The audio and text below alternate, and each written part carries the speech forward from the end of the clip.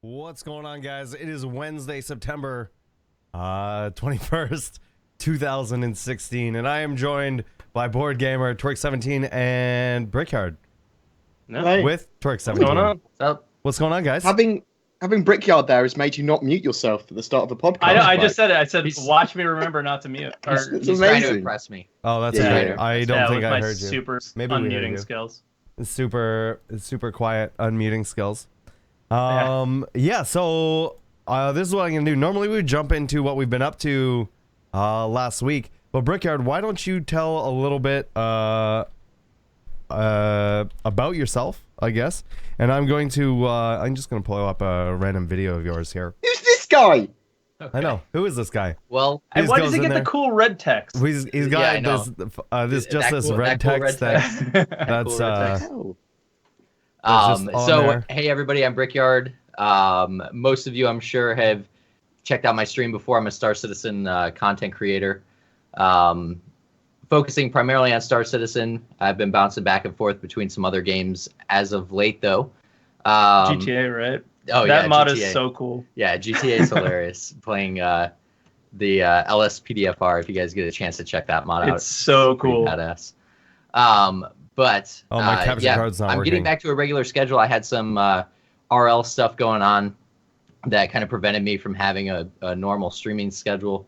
So I'm getting back to somewhat regimented. So yeah, stop on by, click my name, click the follow button. Twitch.tv/Brickyard Gaming.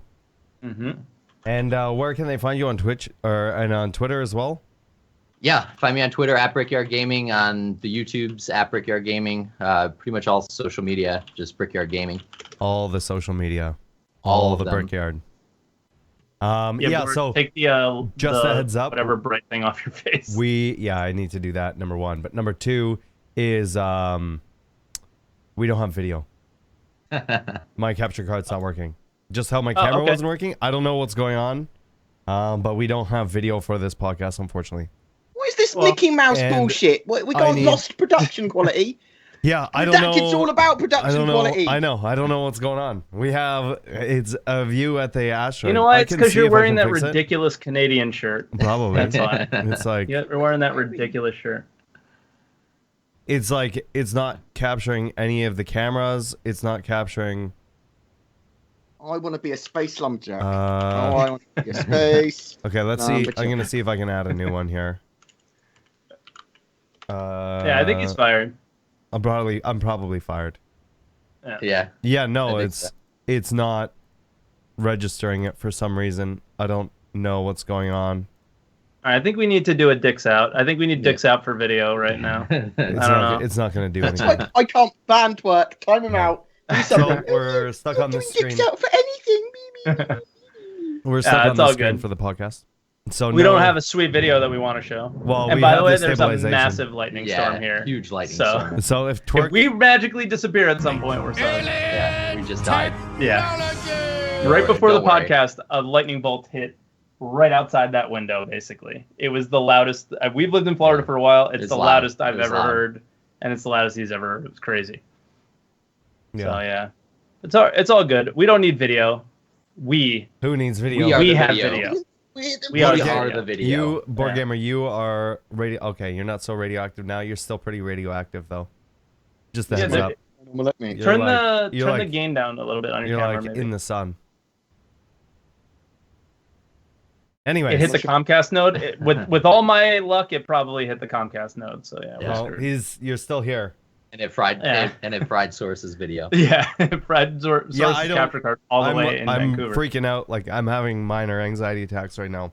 'Cause None You'll be fine. None of my You other just have to cameras are probably working. You probably just need to disconnect and restart. I Yeah, probably you just need to restart the it. computer. Yeah. Is that better? So am I Yes. less radioactive? Much Yes. better. reconnect. Perfect. Much better. You No. look like Don't for the be first time changing- you Oh, have there. Yeah. Don't be blood in changing your your monitors thing. now. Yeah. I don't have any blood. That's literally a post process. because we Yeah. know you're a view vampire, Mm-hmm. Yeah, and you that's actually looked like a vampire for a little while there, and now you a look bald, normal. fat, short vampire. It's all right. You've lived for a long time. You've have. been 31 years, mate. you're the youngest getting old. vampire out there. Twerk. Yeah, But oh my no. God. What have you been Yes. up to? I know you did the Florida Bar Citizen. Why don't you tell us a little bit about that? Yeah, And, so I got to meet everything this else guy that's new. there. It was pretty fun. We Yeah, that we was went to awesome. Orlando. How far of a drive is it for you? For me, well, I came from Come on. Tampa, so it was about an hour. Oh, that's it to Orlando? Yeah, it wasn't that That's long. crazy. So it was a 3.5 hour ride for me and Sniffle Wizard. I picked up Sniffle. Well, I guess it's a 2.5 hour ride for Sniffle. I drove an hour to get to Sniffle Wizard, and then drove up to Bar Citizen. It was in Orlando. Jarun was the guy who set it all up. Jarun and Sophie. They did an awesome job. Yeah, it was really fun. So ton of people. There's That's not what you were saying before the cast. Yeah. So there was an initial venue that was at a golf course that was really, really nice, and thank God we didn't have weather like this. Yeah, because it was all outside. Yeah, and it was really nice. I only got to be there for a little while, and the problem was I rented a car because my AC is a little messed up from time to time. So I rented a car. It took them 3.5 hours to give me the car, basically. So I was super late to that first event. You didn't? Did you go? To the I got first there. Yeah, I got there a little bit after you did. That's right. And Okay. everybody was just getting ready to leave that place when I showed up. So I had to like down my beer. Yeah, that was rough. I had one drink there. Yeah. And then we went to another bar, which was really cool. Commander J. Shepard was upset though because they didn't serve alcohol. Yeah, it was just beer and cider. Beer, Do they not serve alcohol to giants? Is that Yeah, right. Because they're afraid that he'll tear the place down. I wish I did have So we video can't because I risk a wanted to giant show getting that. drunk here. I wanted to show that on stream on how big that guy is. He's a foot and a don't half have- taller than everyone Yeah. else in any photo. Yeah, I'll link. What He's I'll a do big is I'll dude. link the vlog that I did in the chat. I'm about 6 feet, and he was Yeah. And I'm way up. I'm way up 5'8", over so me. he murdered me. He murdered me. It was bad. It looked like his newborn baby. He could probably hold me in one hand. Oh my god! All right, so I'm putting the link in the chat now. So if you guys do want to see it, it'll be right there. And believe it or not, Lola's very skittish, and she is all about checking out Brickyard right now. I think she's gonna jump on his lap in a second. Animal whisperer. Yeah. You made eye but contact. yes, we went there. It's too late. That was really fun. Yep. Yep. There she is. She's on his lap. This never happens. So this is impressive. Yeah. Pretty special. Yeah. So Directing at us, directly Yeah. in your face. Yeah. Very Yeah. special. Very special. There you go. So yeah, we went to a bar after that, and that place was pretty cool. The food was so good. What did you eat there? So I got the tots. They were tater tots, but they had this like Parmesan garlic dry rub on. Oh, them. you got that one? Oh man, they were good. And I got Cajun tots, but I also got a Hog Wild hamburger, which was a hamburger, pulled pork, onions, fried onions, barbecue sauce, and another bun on top, I think, and cheese. So I knew I was missing something. That was so good. I ate so much and so fast I got sick to my stomach. And I did because Commander J. Shepard drives fast and hard. And he's got this Suburban. That's armor. It's armor. Yeah, it used to be like a diplomatic escort vehicle or something. So the doors weigh like 1,000 pounds. Oh, really? It's one of those. Yeah, it's ridiculous. It's crazy. And he was driving around like we were diplomats, and we needed to get to a bar. a bar quickly. Yeah. So I was like, I was like getting sick.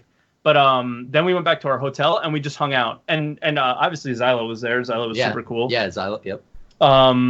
Yeah. How drunk did he get?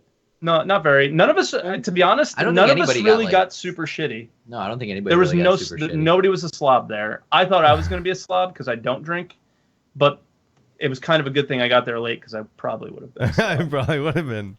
They serve You always liquor. worry about it, The isn't it? first place they serve liquor, so and I would have been a slob. Yeah. It's a content creator worry. It's you're going to go to a social event and you're going to get too shit-faced to know what you're doing, and then someone's going to have a video of that the next day. Yeah. Yep. I was. Yeah. Woo, look at my dick! Woo! That was the best kind of part thing.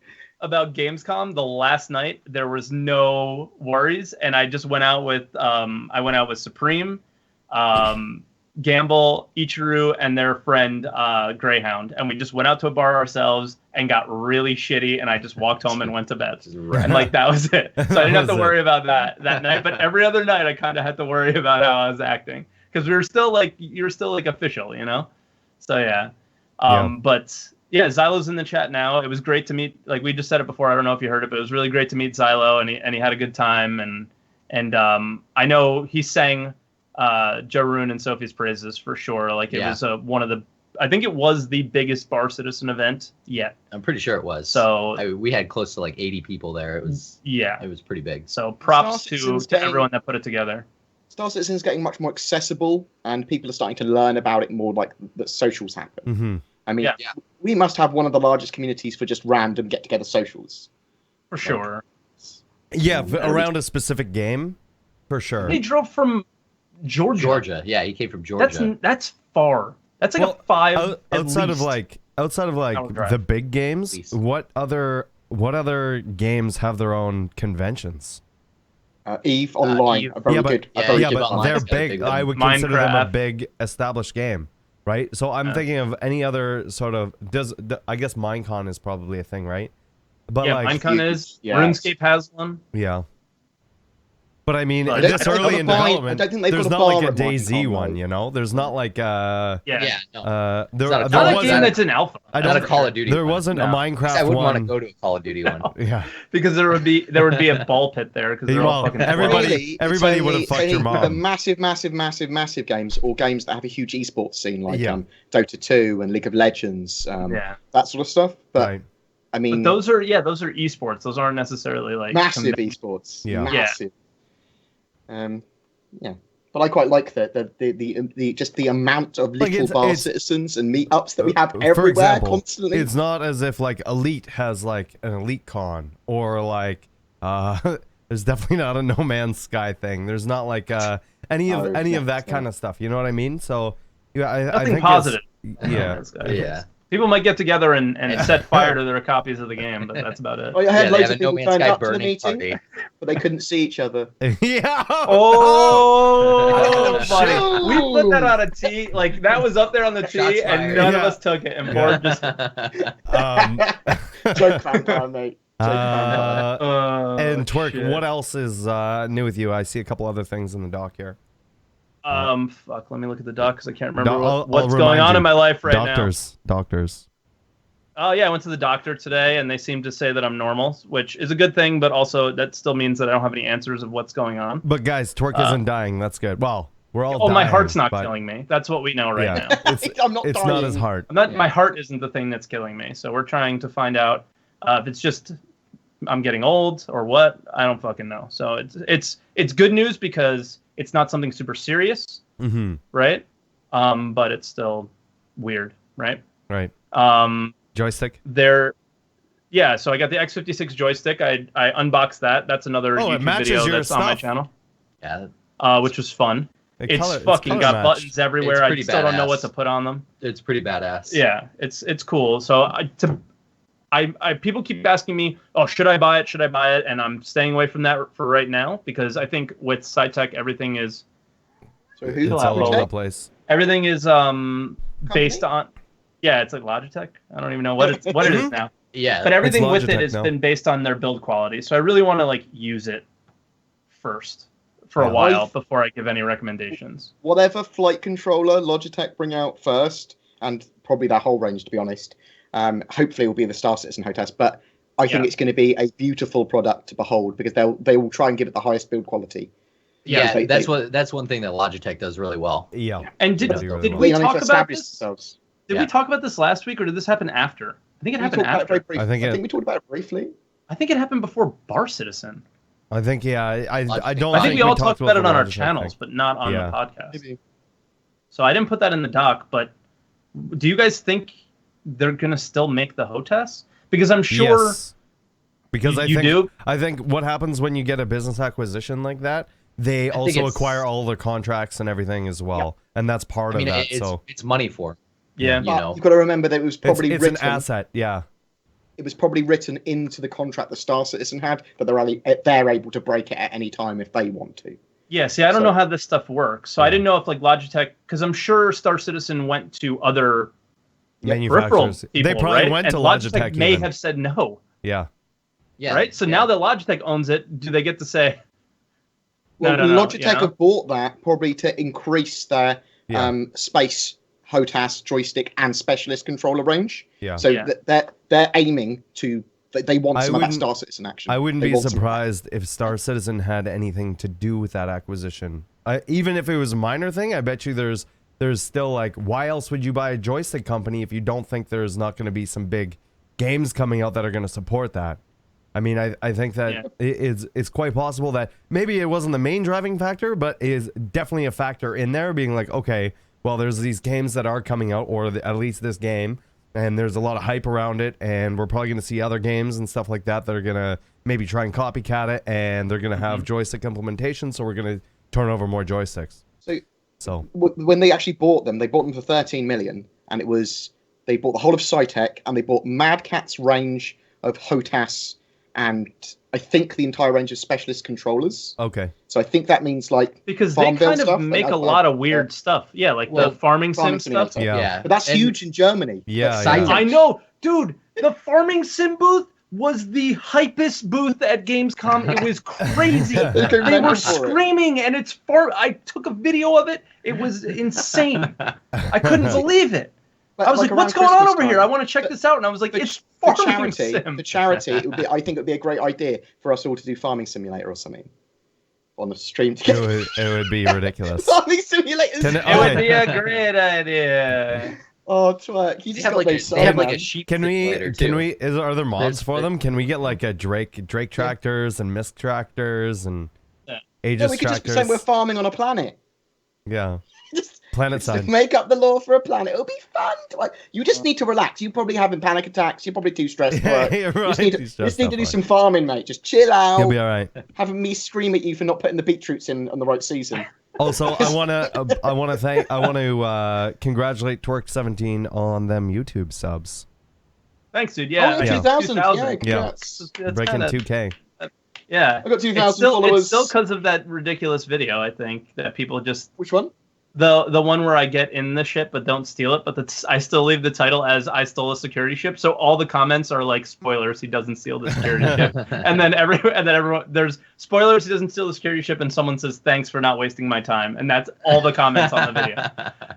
No. But people, like, I'm randomly getting YouTube subs and not making videos. I made 2 videos this week, but. And congrats, Saurus, on getting to go to CitizenCon to live stream. Yeah, I think we can move awesome, to man. what have you been up to, Saurus? Well, let's do board first, and then I'll go last. Look how smug he is. You can hear let's go. I'll go last. No, because I want to announce some other stuff too. I got 2,000 followers on Twitch now. Oh, well, congratulations. What's up? Congrats. And I've started to stream regularly. I'm trying to stream on Sundays and Tuesdays. I'm a bit newbie at it at the moment, but I'll get better. Yeah, guys. it's just a matter of doing it. Twerk likes to guide me. He goes every time, read chat better. Yeah, Look at your fucking chat. Yeah. Stop being shit, read chat. Yeah. If you have any questions, man, feel free to reach out to me as well. You know, I'm happy to help out. Whatever. I know. You're all about that twerk love, but I am around all the time. If you need anything. Yeah, thank you. I appreciate it. I will ask you tomorrow, probably, because there's loads of stuff I need probably for my stream. I was on the Fortnightly Frontier the other day. Literally the other day. I think the video's just gone up of that with Maya and Darjanator. It might be Silent J. I don't know. But they asked me at the end of that, kill, marry, kiss, marry, kill, or something like that. And it was out of Twerk, Saurus, and the DJ Knights. I'm kill for sure. Yeah, immediately. That was no thought. Immediately. Because you have to. And obviously I'm going to marry Twerk. Of course. Yeah. Not even Trixie, Twerk. Yeah. That's fucked up, dude. Kappa Pride. What? How is that fucked up? There's nothing wrong with two men. I'm just saying. I feel bad for Trixie. Nothing wrong with two men scissoring, whatever. Ever Twerk. It's all good. I feel bad for Trixie, though. That's fucked up for her. She's a bitch. She loves you, though. She's into bald guys. You didn't know that? Wow. Oh, there you go. Likes rubbing her. Well, but yeah, other than that, I've just been sorting out lots of IRL stuff. All of us have had a shitty time IRL relatively recently, other than Saurus. Recently, Saurus has done really well. Me and Twerk. Twerk's dying of heart attacks. Yes and no. I'm just stressed as fuck. I'm stressing to find roommates and things. So both my roommates have moved out within 15 days. So I'm it's finally all done, but yeah. Yeah, I guess I'll jump into, unless you have anything else you wanted to cover. I have one quick thing. Kazu just whispered me and said, Brickyard, blink twice if you're being held hostage. And he blinked twice. Help me. help me, please. It's too late, man. It's too late. Torque is no longer alone. He picked me up and threw a bag on my head. Yeah. I have no idea. And now he's here. You don't even know where you are. By the way, the door's locked from the outside. Just so you know. Yeah. Oh, shit. Oh, man. All right, so what have you been up to?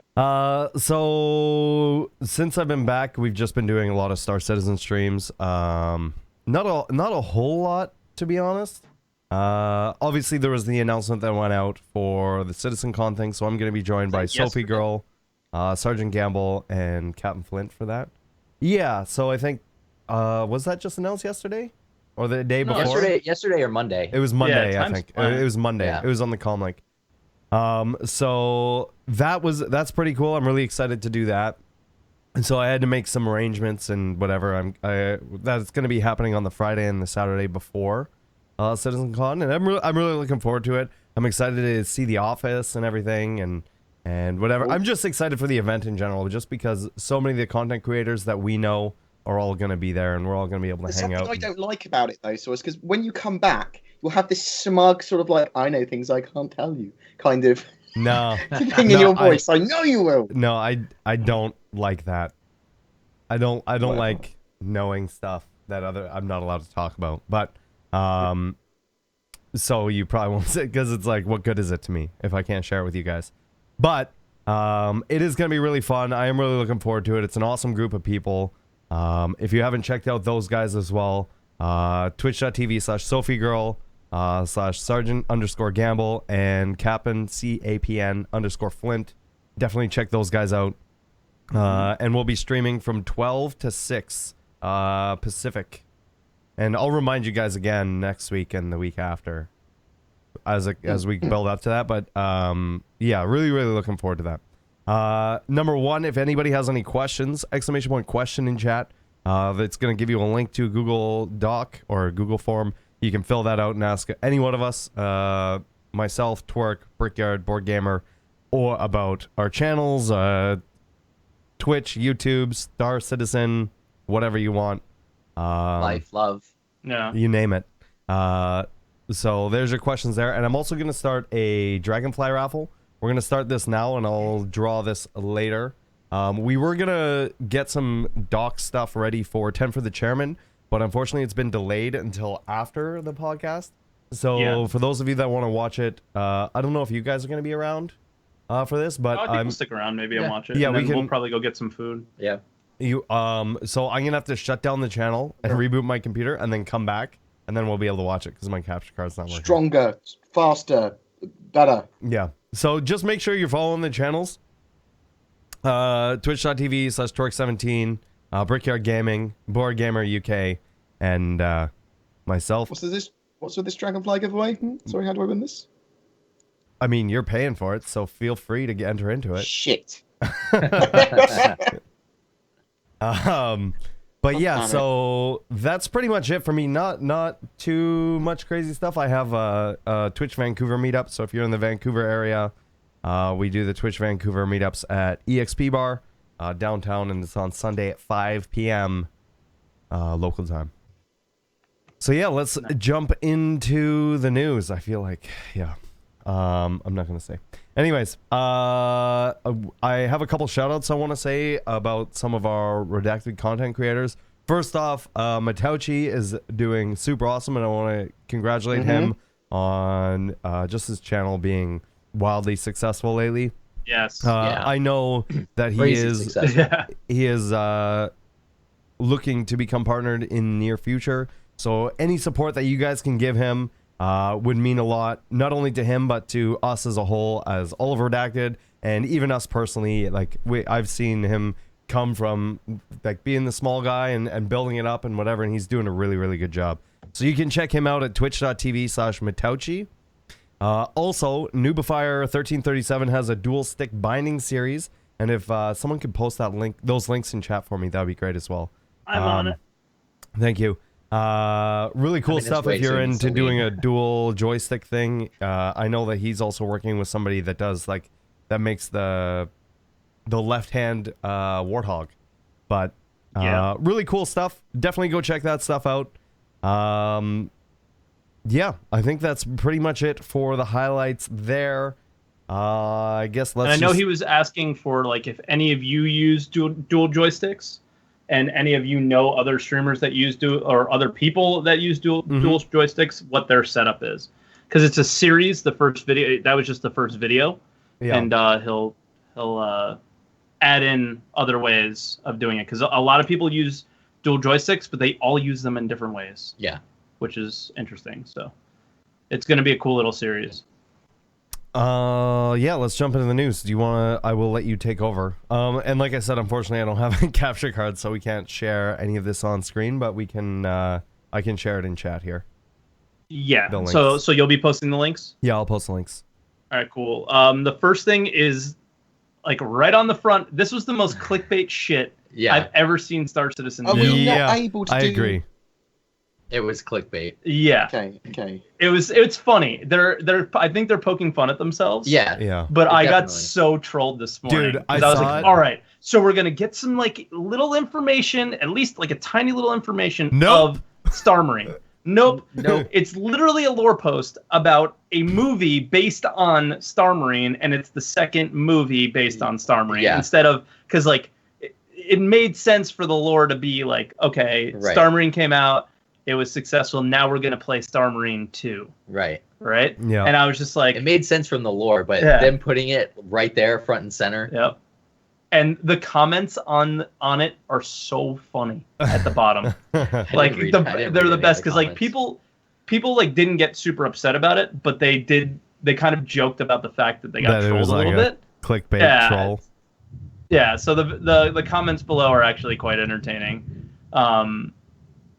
So yeah, I was totally bummed out when I saw it, because I was like, yes, I saw this post yesterday. I'm not going to read it. I'm going to wait till we get on stream. I'm going to read it together. We're going to get excited about Star Marine. It's going to be lame. And then yeah, someone said that tease, even the film info was buried deep in the post. Yes. And posted multiple times.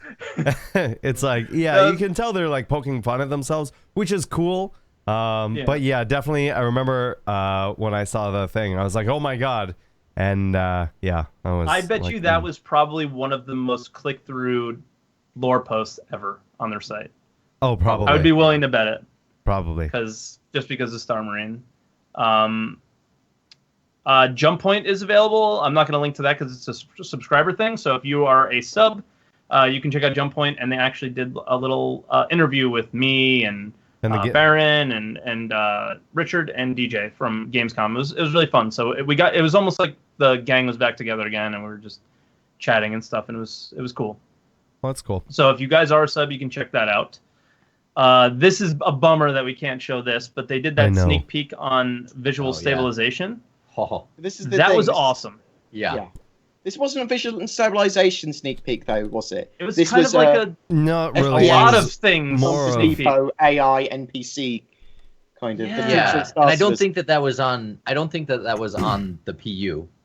I think what we saw in that demo was a Star Marine map. Maybe. Yeah, I think it was as well. That'd be sick. Yeah, I think it was as well. I think it was similar to a free flight, just sort of a free roam for Star Marine. And like that's why the bottles are around, and you can kill like the shopkeeps and stuff like that. Yeah. Yeah. Sorry, I was gonna try and spam in the chat. So yeah, I mean, but we can really talk more about it, because it's hard without being able to see it again, but it's not really that big of a deal. Like, we could talk about some of the things that we saw. First off, we saw the game in 60 FPS, which we don't get to see that often, right? Which was really cool. Myself, actually, and a few other people, I got a little sick watching it at some points. At one particular point, like, he looked up at the ceiling and spun around. I got sick to my stomach. Yeah, a lot of people in my chat got motion sick. A slideshow normally, if it's over 20 frames per second, I can't deal with it. Can't deal with it. I feel sick. It's too fast. It's too fast for me. No, some people were saying the same thing in my channel. I don't get that kind of motion sick, but it was something that I heard as well from other people. Yeah, turn off the motion blur, you probably won't feel so sick. It's something to do with the smoothness on it, because people get it on TVs too. Yeah, it's called the soap opera effect. Yeah, when the frame rate is too high. Yeah, anything over 24 or 30 frames per second. You can start only to- see in 24 frames, so it's fine. So is that why movies are at that frame rate? I don't know if that's why they're at that frame Okay. rate, but but some people do feel that motion real sickness thing. from it. I remember some people were It's a real saying the thing. same thing. I remember The Hobbit was a 60 frames per second movie, and some people said they felt a little nauseous with that as well. Right. I think we sound like console plebs right now. Yeah. Right? 24 frames per life. Yeah, man. 24 hours in a day, 24 frames of my video games. You better believe it.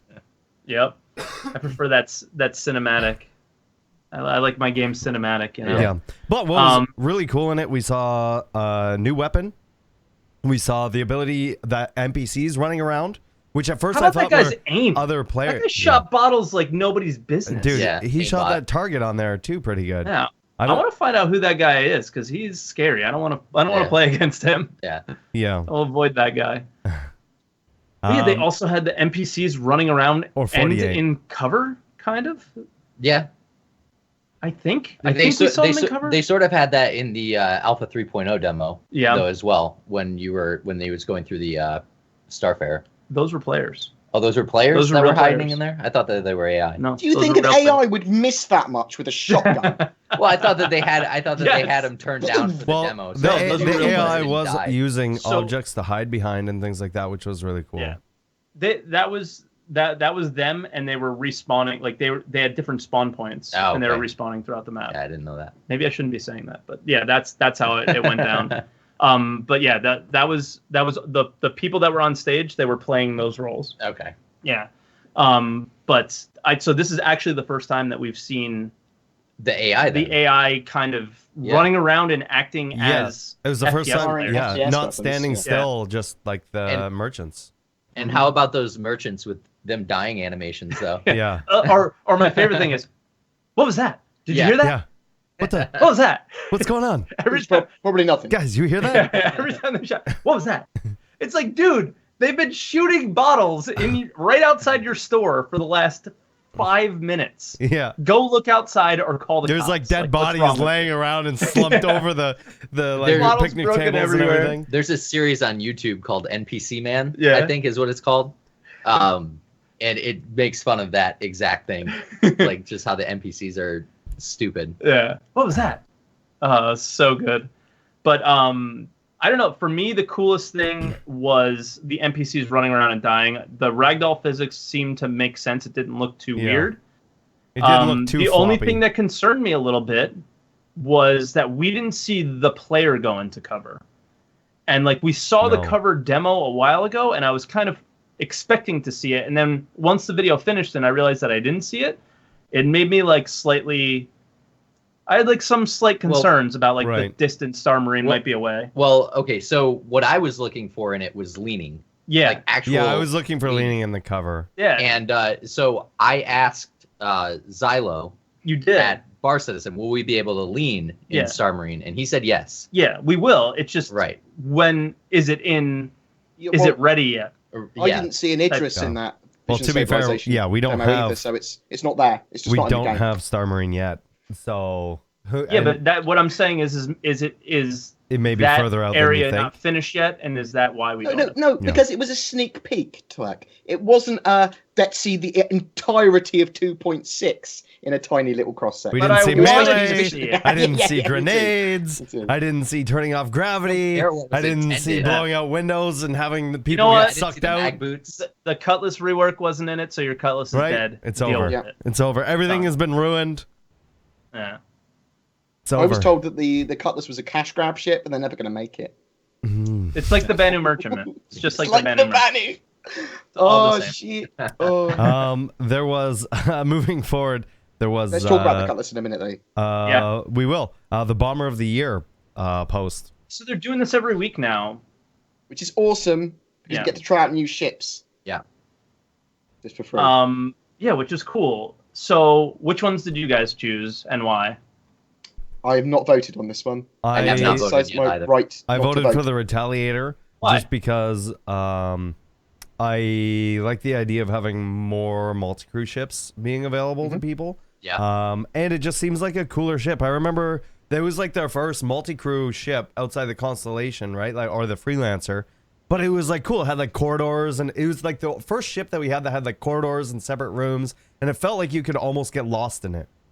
It was the gateway ship. It's a gateway ship into buying large modular ships. I think it was the first. I think it was the first larger ship with the hallways and all that stuff that we actually got to look at like way back in the day. Yep. I'd probably vote for that one as well. And I think I have a special love with it just because remember that was when they were showing the first implementations of the internal damage states and all of that other stuff, and it showed the steam and the light spark with the lighting and the fire and the lighting. They did a lot of demos with that ship. And I remember I made a video where I was flying it around in free flight in Arena Commander, and I wish we could show video because I crashed into something and there was water spurting up out of the toilet.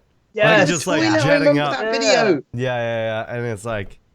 So I that's my personal thing with it. I've never really had anything with a Gladiator, and so it was like, you know, the Retaliator is the bigger, cooler ship. So that was the one I was. They're too different for me to be able to compare them like that. You can it's the same anything, as the last one with the Vanguard and the Super Hornet. They're just too different. Well, at least they're both fighters, effectively. Well, these are both bombers. Of these, sort of. So the Gladiator for me is a fighter bomber. Okay, dude, everybody's using that ship in Arena Commander now, and they just fire CS missiles back to I know. And then they so, one thing I gotta say about this Bomber of the Year thing, fuck it, right now. I tried to play Arena Commander today, and it was... Retaliator is a modular torpedo bomber. You don't even have to have it as a torpedo bomber if you don't want to. Yeah, that's as cool as those mods. It's a capital ship killer, and we don't have capital ships to kill at the moment with torpedoes. So what you're going to do is shoot another Retaliator or a Constellation with it. And then as long as but they can just get away. You can just go, see you later. I don't want to get hit by a torpedo today. Yeah. So the ship's different to vote on. It really comes down to, with the bombers, there's no gameplay for them yet, right? Just like you said. And it's going to be that way for a little while. But I think a lot of people really are looking forward to. And I remember back in the day, before these ships were out, there were so many people that were interested in these two ships in particular because of that role. And I can't wait to see when that role is actually realized. You know? There's a reasonable amount of gameplay for the Gladiator. The Gladiator isn't a bomber; it's a missile boat. Well, I'm hoping it does have we one see torpedo, though. It has a size 5 torpedo. It's got 4 size 5 Stalker missiles. It's got one big missile. That's it. Yeah. Yes. Now I'm hoping. I know it has one big missile. Now that they've changed. I remember trying to turn off the other ones to use just that one and see what happens. Maybe I'm wrong. Maybe it does. I think it has one big one. Now that they've changed how the planet side stuff is working too, I'm hoping that we see more of that sort of the bomber roles sort of implemented. Carpet bombing. Yeah. Implemented. Cool. Yeah. Obviously outside of like the major cities and stuff like that, have some sort of whatever. But people are saying that you can blow up the Starfarer as a capital ship with torpedoes. That's true, but that's not essential to kill a Starfarer with torpedoes. I mean, it can't defend itself. You don't need to blow it up like that. Yeah, like we're talking about Idris, Bengal. Like you're gonna have to hit that thing with some super weapons, or you're not going in there with like or another lasers on a Hornet. You know, and now we're talking carrier warfare. Exactly. You know? And that'll get super cool. With carrier warfare, you need those bombers. Yeah. It's like think Star Wars, man.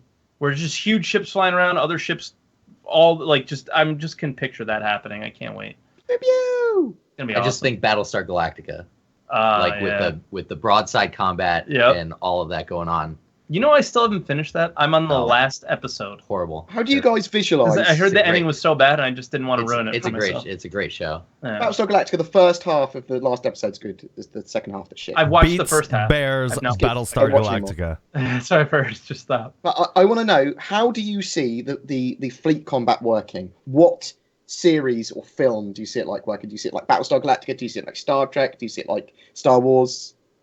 I see it like Star Wars, personally. Yeah. Well, there's different roles, like there's different levels of ships in Star Wars, right? Yeah. Yep. Like they have the A-Wing and the X-Wing and all those. On-planet stuff, you have the in-space stuff, you have like the speeder bikes even. Like there's just so much stuff that it pulls from. The lasers work the same, right? They're the same sort of burst lasers, it's not like whatever. It just I hope we get beams. Do you guys think that will be able to be in a fight in space, and then maybe you're on one target, say you're in a Hornet or something on one target, and you chase him down to a planet, and you just have you're flying around the planet, just chasing after this other ship. I definitely think we can do that. And there'll be ground attack lasers from pirate bases that you're going over, shooting you. I think that combined arms fleet. I never thought about that. Yeah, I think that'd be good. But after seeing the demo, they quantum to an area near a planet, and then they cruise down. There's no way that you can't do. Like you could definitely do that. Yeah. The idea of having an Idris shooting down to that pirate. Some kind of like orbital weapon, you know, that you can I know, and pinpoint. People were at first against it, but the fact that we have these huge planets and all of this stuff, it'd be cool to have air support where you're working as a group and you have people on the ground, but you also have your friends that you can be like, okay, I can paint this area with a laser target, and I need you to fire that missile in. I'll give you 60 seconds. Right. So it might not be the best example, but I think it's the only one that we've got, and it's what Eve did with Dust 514. Yeah, it's a better way of doing it. So Dust 514 went to console only, which was really dumb. PlayStation only, which was a terrible move. People could do stuff in the Eve universe. It would affect everything. Yeah, and you would have to, and in the Eve universe on the PC, you would be able to hire mercenary corporations from Dust 514 to help you take over planets. Yeah, on the so like the mercenaries in the first-person shooter game would have to go and actually fight it out to take over something for you. That's cool. And then with the PC game on Eve, you could fly your ship to the planet that they were fighting over, and somebody would get a thing where they could laser a target, and then in Eve you would get a pop-up and you could orbital strike it from the PC game onto That is super cool. It would have been cool. It would have been cool. Dust 514 was on PC. Yes. Yeah. Exactly. It would have been really cool. But it was because you couldn't interact with the other. Well, Eve players don't play console. Yeah. The people who play Eve just and that was the thing. So there wasn't enough of them. But it was free to play. Yeah. You could download it on PlayStation for free. I was so excited when they announced Dust 514 because I haven't played Eve in ages, but this is going to be amazing. I didn't really play Eve a lot, and I remember I was really excited about that too. I was like, oh, that's really cool that you're going to have basically two games that are going to interact with each other and have like this cool thing, and then it just sort of flopped and whatever. But that was a good idea. It's something that I think Star Citizen has the potential to do right. Being as it is all within the same game. In the same game. Yeah. Same game, not the same universe. It's the same game. Same game. Yeah. That's great. And Chris is just an animal, so he's played all these games. He knows he's played everything. Plays it all on the controller though, like a total peasant. Yeah, I know. He plays it with a gamepad. If any troll wants to attack Chris, attack him for using a controller. Right, that's an actual thing to attack him for. I know. Can we all get together at CitizenCon and just be like, why gamepad? Why a gamepad? What the hell? We need to have an intervention. Yeah, we should just get a big thing and put intervention and just say intervention. Chris is like, what the fuck's going on here? Intervention. Like, why are you using a gamepad, Chris? What are you doing?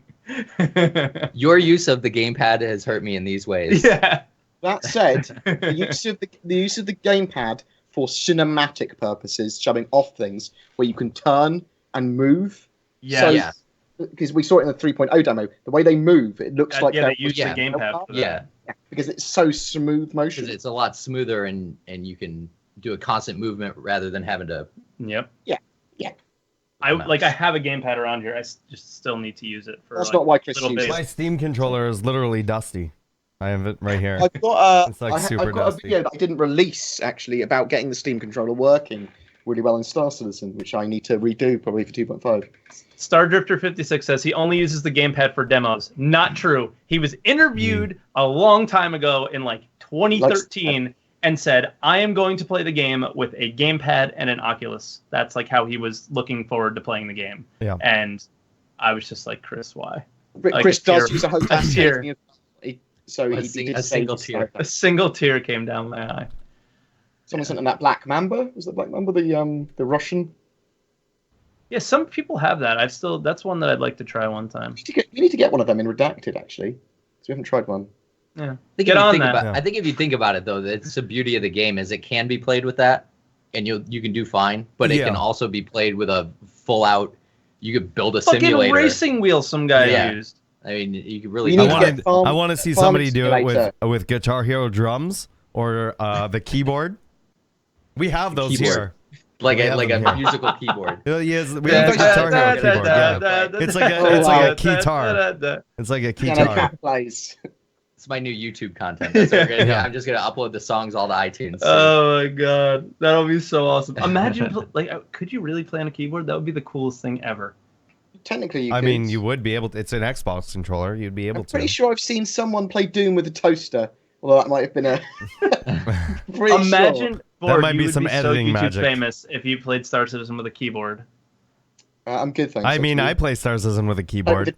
Play it with a trumpet. No, a fucking keyboard, Yeah. like with keys. Yeah, no, musical no, Okay, keyboard. it's- No, you could. Hang You on. could play Star Citizen with an orchestra and train a voice pack to interpret the songs and signals. You We could play through music. all right. We got to stop. We Yeah, are so we- fucking. we- We have gone we're so so far far off off. topic. This is insane. How did we get here? I just Source want you is guys gone to on go my and pay screen. attention to the screen for a second. I know you can't see my video, but I have an Xbox guitar in my hand right Oh now. my god! Yeah, that'll work. Not even kidding.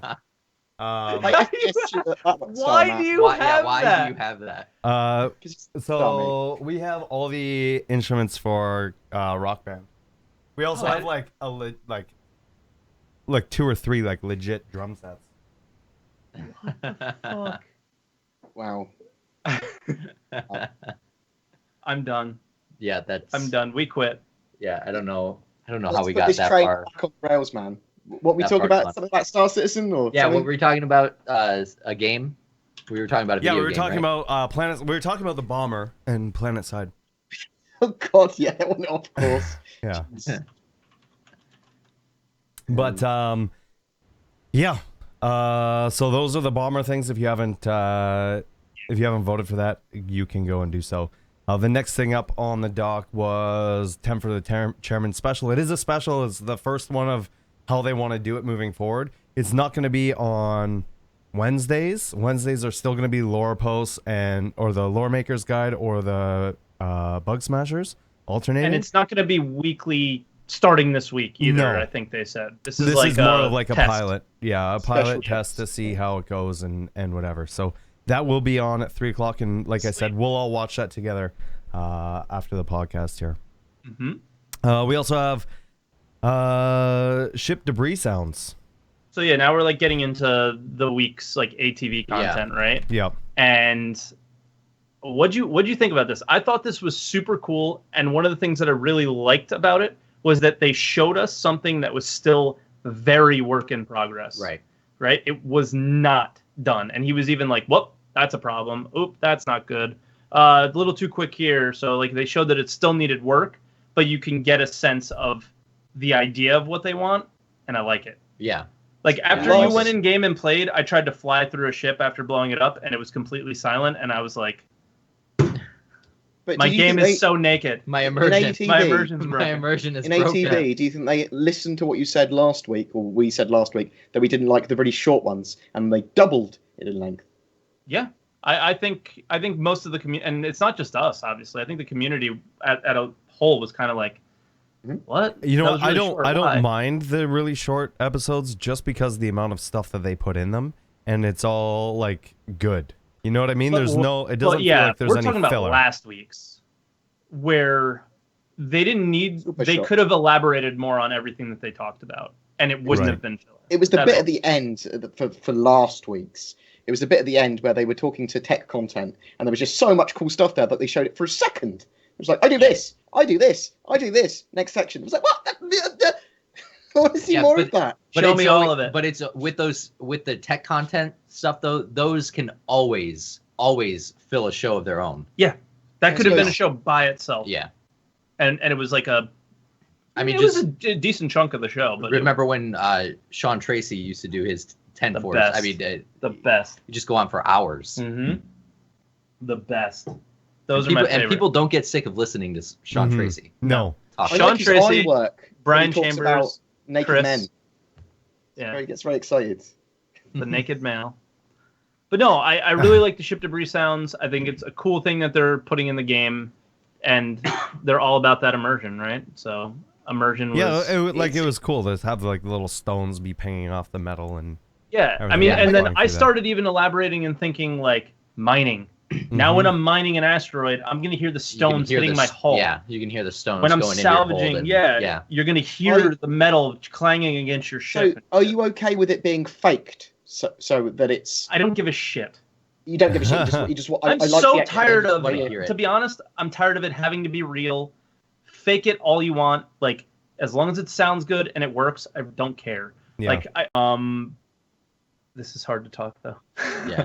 The next section that I'm talking like a retard, so I'm just gonna take my headphones out. The next section that we talked about was the Drake Herald with Josh Coons. I think it's gone now. Is it gone? I think so. Okay.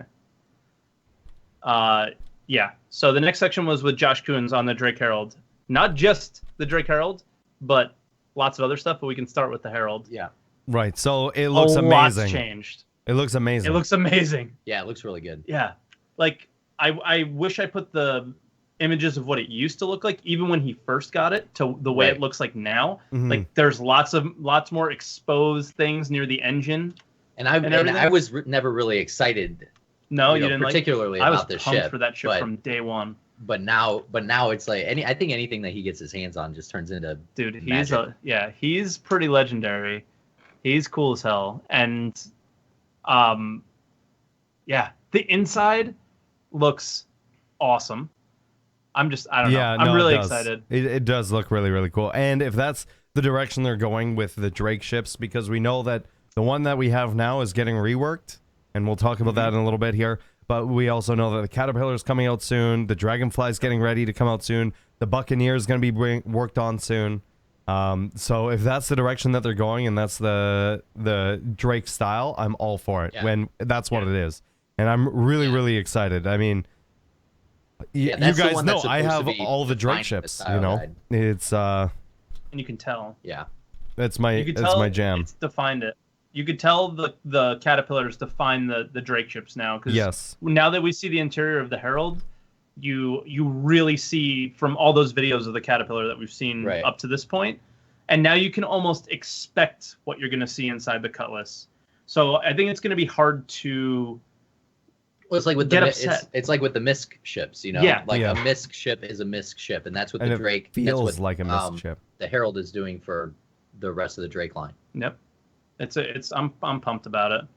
I can't believe this cat's just walking wherever the fuck she feels like. I worry slightly about the Drake image, that they might overuse exposed wires and trellis work and stuff. They might just go, we'll put some more exposed wires there. Where do they go? Oh. Yeah. Well, I mean, they don't. The thing is, they don't really have like the actual, like, say in an Origin ship where they have the padded covers that cover all the cables and stuff like that. It's very much utility first type of ship, right? Lack of cable management. Right. It looks very much like this room right now. It's all about the utility of the ship and the aesthetics or whatever. While they are definitely more raw, I guess is a good term for it. I think they have their own charm, and that's one of the reasons I like the ship so much, is because it is because it is just so raw. The Herald looks amazing, man. Yeah, it's beautiful inside, and it just looks like a sexy tick. I mean, it's just how they made an ugly ship sexy somehow. Yeah. And that's what I said. I wasn't particularly excited about it at first, and now that I've seen the rework of it, well, I think a lot of people were kind of like, when they first made it with the lopsided, or what is it called, asymmetrical? Yeah, the asymmetrical look. That's that actually is what sold me on the ship, and I was kind of bummed out when they got rid of it. But I don't even remember what it used to look like, really. You know, I think I have it actually on the background of my computer. I remember it had like the little satellite on the right hand side. Yeah. Right, and the wing on the other. What caught me off guard is how it still has that like satellite, the pop up stuff that still pop up out, and I thought that was really cool. Yeah, and I guess that kind of can segue into another thing I wanted to talk about and Matt Sherman's here, so now it's like a really good time to talk about this. I thought it was really cool that Matt went into pretty much everything that the Herald is going to hold. So we've always kind of speculated what information was going to be ran. We knew there was going to be this job called information running. Yeah. But we really didn't know exactly what it would entail. And he gave us a little hint at it, at least, that it would be like locations to mining areas, locations to jump points, I think, or locations was one of them. It's intangible data. It's intangible things. Yes. Right. So it's cool that he went into that and at least maybe cleared the fog on the issue a little bit. Because for me, it was never super clear exactly what we would be doing with those ships. They talked about like black box data, salvage locations, asteroid fields. I assume it will be jump point data. It will be loads and loads of random things. The things that are not clear yet is exactly, other than probably black box data, how are we going to be collecting the rest of that data to put into the information drives? That's interesting. Yeah. I assume it's going to be science data as well. Well, I remember they were talking before about having missiles that don't do damage, but that sort of when they hit the target, they sort of either put a little tracker thing on it that so maybe you're stealing grabs it. And it grabs it away from them or whatever. I'm not sure what their plans are for that. And I want it to be very known, and this is something that Matt Sherman makes sure that I know, is those functionalities when the ship comes in will not be present. It's just going to be a ship that you fly around, and that's it. Really fast. It's just going to be a really fast point A to P. Do you think that information running for a lot of its stuff is going to be it's going to be an extra process, as in you require for jump point data and for mining locations and stuff, do you require communicating with another ship or scanning something else down? I could see this. I could see we have comrays, right? I could see you go up to a comray. You have to be within a certain range of a comray. It sends you the data that it needs, and you take that information to another system where those comrays can't reach, or into an area where those comrays don't actually reach, and you're either acting as a comray, as a mobile ship, or you connect to another comray in that area and transfer that data over. And that could be everything. It could be all encrypted stuff. It could be people's, I doubt they're going to do this, but make it so it's like the people's bank accounts for the UEC, have it for all prototype stuff and just general information, just like you have information on the internet, but it has to transfer from one system to another, or one area that's covered by comrays to another. And even in the same system that we have now, we have areas where there's no comray coverage. Do you think that it's also going to be a case of decryption, encryption, and adding value to information? So you can grab a piece of information and add value to it by decrypting it with the That's correct. I think that would add a lot to it, and I think that you would have the ability to either be good and just transfer that stuff, or you could be bad and try and see, is there any valuable information in here that I can keep for or that I can just know and still transfer this off to somebody else, right? And send that off to the big corporations, and they maybe have the mining coordinates of this big mine that they know about, that they're keeping within their company. And it's like, okay, there's this huge mine for this specific material that they found that's way out here, and now you can give that to your organization or to whoever, or sell it before that company or other organization gets that information. Yeah, or even give it to pirates so they know where it is to attack it or whatever. Both. Exactly. Do both. And what were you going to say? Because this is something you were interested in. Oh, yeah. This was I hope that it's an in-depth job, that there's something to do, because those are the kind of monotonous tasks that I like to do, that I want to do in the game. Yeah. So I'm sure there are other people out there like me who want to just sit back and mine and transport stuff from one place to another. Yeah. And, that's a perfect opportunity for it to add that kind of in-depth system to it, to where, like Source was saying, if you're in an area where there's not a comm array and you have all this information, it just doesn't get magically uploaded to some central data bank where it could be decrypted and sold. You actually have to transport it to somewhere where it can get there. I think it's going to be a extra link in between the science profession, so you can do That's where I was going to go with this. Yeah, literally make lots of science data on whatever, on random things, and then the Herald goes, nom, I can store lots more science information, and I can decrypt it or encrypt it, and then sell it as encrypted science information. So science. This is the other thing. I was thinking it would be like you would find locations with a different ship, transfer it to your Herald, and then it would you would be able to safely move it with that type of ship, because you wouldn't want to move It's like the super Orion. sensitive Okay. It's like the situation. Orion of information. So Yeah. let's say you have your Endeavor, right? And you have it set up as a science ship and you're doing stuff. Now you don't personally know what that information is, but it sort of unlocks some things for you or allows you to do some extra things. So instead of you knowing the exact whatever it is that you've learned, it would just encrypt that, and then you could send that out to a herald to hold it until you sell that information, or you transfer that information to someone else, or you give it to another org or company, or whatever it is you want to do.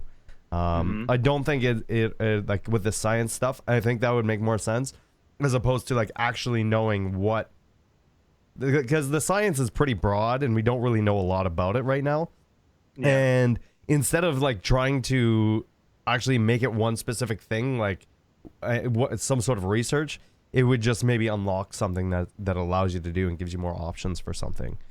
Yeah, and then Matt Sherman's been typing in the chat while we've been discussing, so I'll kind of say some of the things he said. He said, yeah, there'll be a mix of safe digital stuff to transfer, but there'll also be stuff that the client does not want transmitted and needs a physicalized transit to make ships that's like more, this. That's more of a mission, though, isn't it? That is sort of like, Sure. I want Perhaps, your herald to go from here to here. Well, it could be also something it's like, that orgs would want specifically, right? They don't want to be say, transferring here, that take this information. flash drive and take it to Yeah. point B. Yeah. And then some info running will be a more basic courier style activity, but in more ways, it'll get more of its depth from all the ways it can interact with other systems of the game. That's interesting. I think that goes back to what we were saying earlier, like about finding mining locations, jump point data, things like that, because that all, it's sort of, you have to do this to be able to do this. Yeah, and I like that. I like that in most situations you're going to have to use, like, there's still no jack of all trade ship. I don't think you can go out in a Herald and find jump points as effectively or whatever as something like the Carrack, something like the Aquila, or whatever. Something with a specialist scanning suite for that particular exactly. task. So you're likely going to want to do it with that, transfer it to the Herald, sell it, or do whatever you want to do with it. Well, thanks, guys. Thanks. I've just rebought my Herald. Thanks. Boards. Yeah, it's an exciting ship, and it just makes sense to have it for when it releases anyway, right? Yeah. To talk about it, but at the same time, I've always been somewhat interested in this game mechanic. Right. I actually like. The look didn't necessarily cool. sell the ship to me. It was the game mechanic that was so different than in any other game. Right. Mining's in every game. Salvage in some ways. I think this games. could even be sort of looked at as, same with salvage, as a type of mining. It's like you're doing this sort of data mining, and you have to go from location to location. Also a type of cargo. And yeah. That's the way I see it. Yeah. A little bit of both. It's a weird kind. And it really depends unique. on obviously how they implement it and what those gameplay things are, right? Because there will definitely be legit ways to do it, and there will definitely be legitimate ways to do it as well. And I think that's what really excites me about the ship and its role and what it's going to do. Now, before we jump into the Cutlass rework info, I want to remind everybody that we do have a raffle going on for a Drake Dragonfly. It's !bike in chat. Just make sure you're following all of our channels on the Twitch or YouTubes or whatever. And we also have a command if you have any questions for us, either individually as a whole, !question in chat. That'll give you a Google link. Click on that and fill out that thing there, and we will be taking questions at the end of this podcast. So moving forward on to the Cutlass rework info.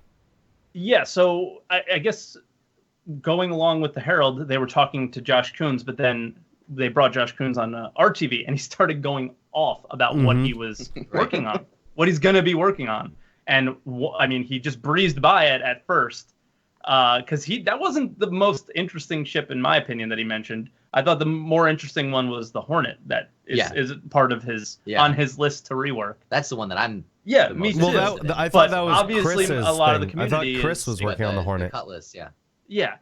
Right? Listen, the Cutlass is super important, but given the ship that is you guys can hear me, the right? most, yeah, I hear you. Yeah, we can hear you. The Hornet was Chris Smith's thing, wasn't it? That's what I So he did this remember him F7A. Yeah, the F7A. I thought he was doing all Josh the is Hornets. gonna Josh Coons is doing the rework of the others. Yeah, Oh, he okay. might do all of it. He might do some of it. They might do it together. But he mentioned that he will be doing the Hornet.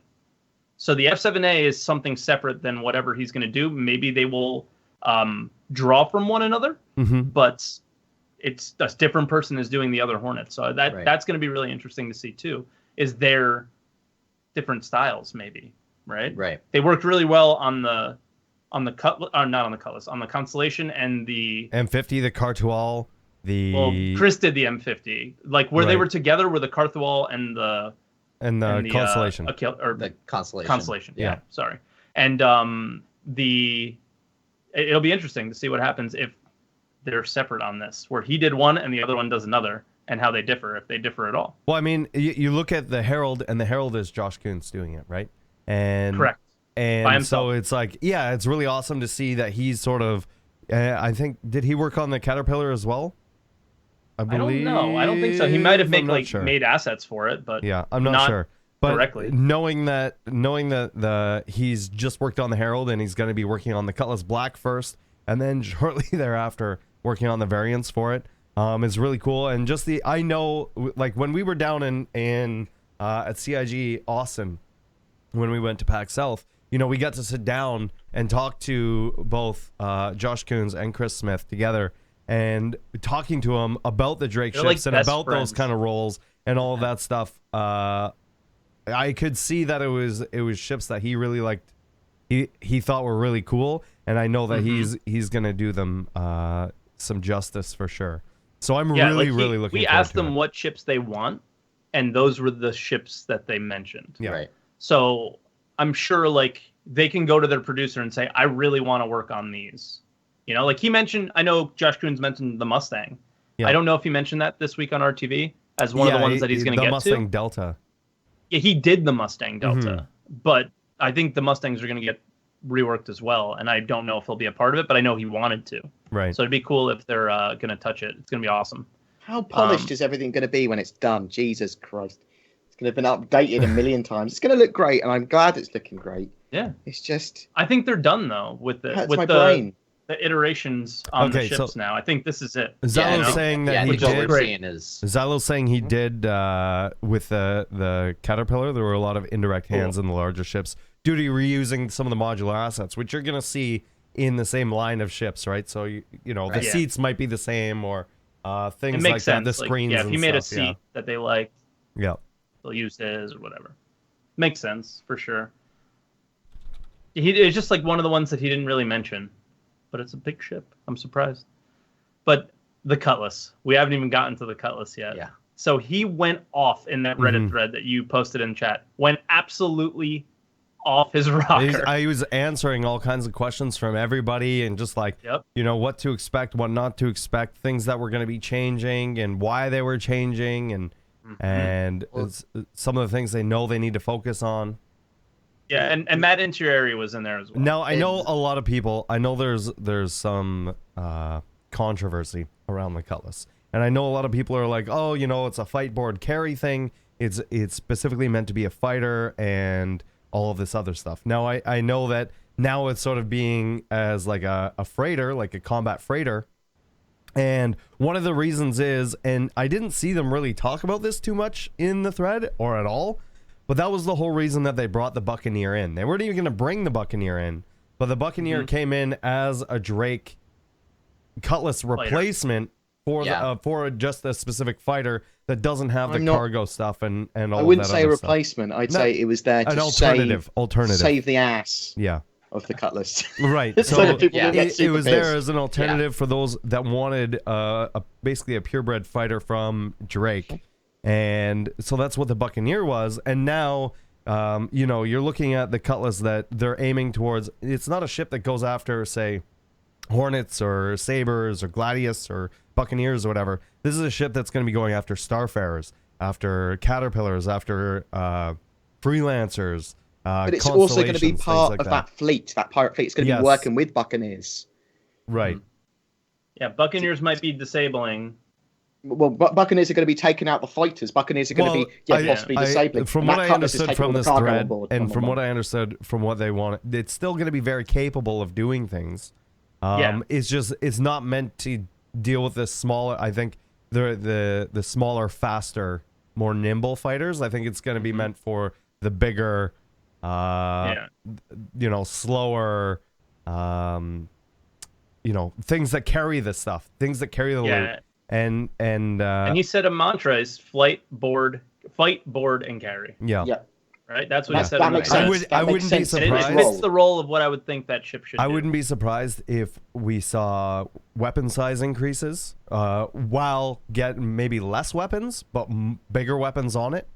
So it can sort of tangle with those big ships like the Starfarer and the Constellation and things like that, without issue.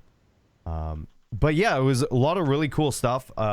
They also mentioned that the docking collar and the cutting thing are going away. And a lot of people were really upset about that because that was one of the, like, before docking collars were on everything. It's cool. Yeah, I mean, it was something that's cool, but it is something that's, as of right now, I think it's removed. It could change in the future, but they sort of explained why that was. And one of the reasons is just technically it's going to be hard to do the docking collar stuff. To dock two ships up together like that. They don't know if it's going to be technically possible. It may be. But it's something they're going to have to look at later. The way that the ramp and the interior and everything is getting a major rehaul, right? When you go on the Cutlass right now, it's like walking into a cathedral. There's a lot of empty space. There's not very good planning for like having beds on both sides and stuff like that as well. So they talk about that all on the Reddit thread there. So definitely go check that out if the Cutlass is something you're interested in. Yeah, and then Matt Sherman went into the chat and said it's fight, board, carry in equal measures, 33% each.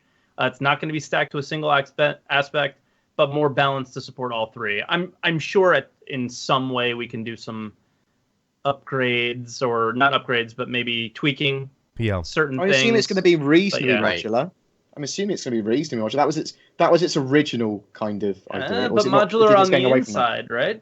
Yeah, on the inside. So I was hoping, but I don't know. There was a question, and I know a lot of people asked this in my channel as well, is will it carry the Dragonfly? And the response to that was a smiley face, and then I forget, it was something else, and it wasn't confirmed, but it was... But it was emoji. It was an emoji response. It was an emoji. It was a smiley face saying, you'll like what you see, or something like that. Yeah. Yeah. So it seems... Listen, if it's a boarding ship, the Dragonfly might be involved, I think. I think that's kind of one of the Dragonfly's things. Like, that's what it's going to be good for. Yeah, you can, you don't have to get the ship so close to whatever you're boarding. You can jump on the Dragonfly. I like the idea of having those Dragonflies there to help bring cargo back into the Cutlass. Yeah. That's the way I see it used in a fleet. I see Buccaneers using disabled, taking out fighters, Dragonflies grabbing cargo from the ship they've just captured or whatever, putting it back into the Cutlass. Bam. See you later, mate. And then putting it into the Caterpillar to repurpose it and resell it. Do you think maybe we'll see an area on the Cutlass to where the Dragonfly could be docked to it? Like on the outside? Like how the Merlin docks with the Connie? Maybe. I think that'd be cool. I know they said that, like, I think somebody asked that, and they made some sort of comment about it, I think. Anything we're talking about, you can assume is correct unless Matt Sherman says otherwise. No, I don't know.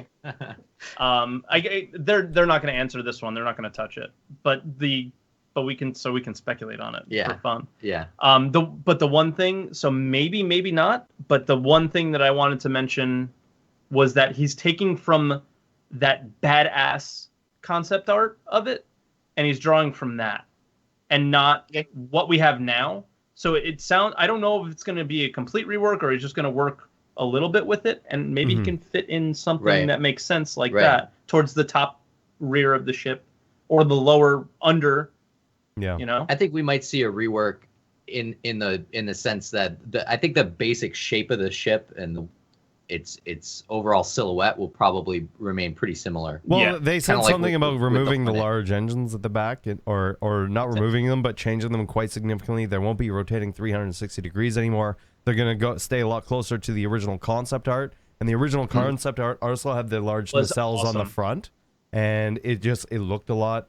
It looked a lot more badass. It looked meaner, Yeah, it looked like a meaner ship in general. And I think that's sort of what they want to go with the Drake stuff, right? Like if you looked at the latest Big engines. Caterpillar stuff and everything, yeah, they're big engines, they're like raw metal and everything, but they're also very mean and Soviet looking.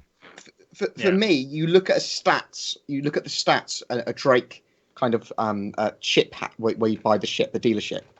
And you look at the stats and you go, on paper, this ship's great, but it has issues when you actually get it into the best. So it's like the Herald's going to be really fast in a straight line, but maybe not very good at turning. Mm-hmm. Yeah. That sort of stuff. So I want to see that with the what the fuck ship are we talking about? Cutlass. The Cutlass. That's the one. Because it was overpromised what it was. It was supposed to do everything, and it was sold as doing everything, and then being the most agile ship in the game that a woman can fly. Wow.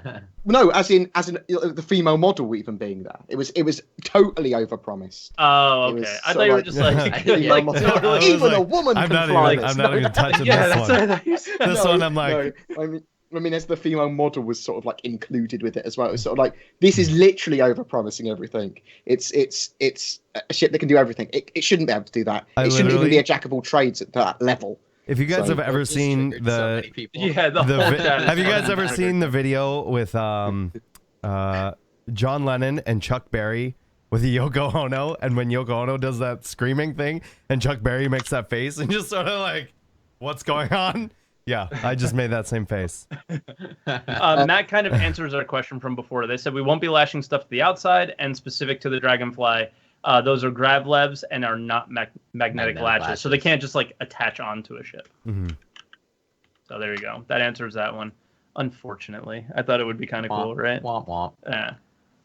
If like you can get in from the inside of the ship, but it undocks from the outside. Well, I think it'd even be cool if it trailered it somehow. Even if you had to go outside to get onto it, that would be sick. you know, it'd still be pretty. Like how Navy SEALs, you know, they have the boat that's on the outside of the sub that The they still dinghy have or to whatever? go out to pull off and inflate. I don't think we're gonna see a ship attached to a ship on the outside. I think that if it's, and I think this is what Sherman just said as well, if you're gonna have a ship that is meant to go with another ship, it's gonna fit inside of it. So Well, what about the Caterpillar with its docky dock? I Its don't know command if module? that's still gonna be That's a thing. basically That may basically a not. ship on a We ship. don't know if that's a thing still. Do we not? It was. Is that No, it I was think just that's a thing, concept. based on some of the concept art. Well, you can say that, but they also just said in that Cutlass thread that they're not going to be able to do the docking collars how they wanted to do them. Yeah. So I don't know. It's a concept, and things are subject to change. And right now, I'm leaning towards no. It's not going to be able to do. Oh that. no! So for what I feel like they were talking about the docking collars was that they basically meant that there's no need to forcibly docking collar with a ship like in boarding action, because you'll be able to do boarding action without doing that. They haven't got that as a mechanic anymore. Right. So I still think I about don't know. couple with ships, well, with the Caterpillar anyway. Yeah, I'm Maybe. not. I'm I not don't- sure. I'm not sure. Neither am I now. But I mean, that's the thing is you have to remember that a lot of this stuff is subject to change, and just because it's been shown or it's even been modeled or whatever doesn't mean that it's necessarily going to be in the game. Yeah. So I just don't want to get people's hopes up and be like, yeah, we're gonna be able to attach 4 constellations to a Caterpillar and whatever. We're going to have to attach 4 constellations to a Caterpillar. I mean, and we make can some really sort of say whatever we Idris. want. Yeah. We're 4 That's idiots true. that don't have anything to do with this That's game. true. So. Or the company that makes it, right? But yeah. And then Matt goes and answers something for us. This is the guy, when we say Matt Sherman said, that's kind of where you can say, well, Matt Sherman said it. So, boarding without the collars is more something being improved versus forcing it. Oh no, it's going away. Forcing it all through a collar, since that has issues in terms of ship movement. Yeah. Mm-hmm. So it makes more sense to interdict as a mechanic and then stop a ship from moving and then just walking over, flying over. The docking collar stuff was a great idea, but that was a complex mechanic. Yeah. That was. And you know what? I'm okay. It'd be cool if it was there, but I'm okay if it's not. Yeah. Yeah. You know. We've never really gotten to use it, so I don't Right. like. It's like we never had it. Who Yeah. cares? That's how I feel about it. But yeah. Trying to think of any other ships that he mentioned or anything else we want to talk about Cutlass wise. I think that's pretty much it. I love that they're going with the other concept. We said that.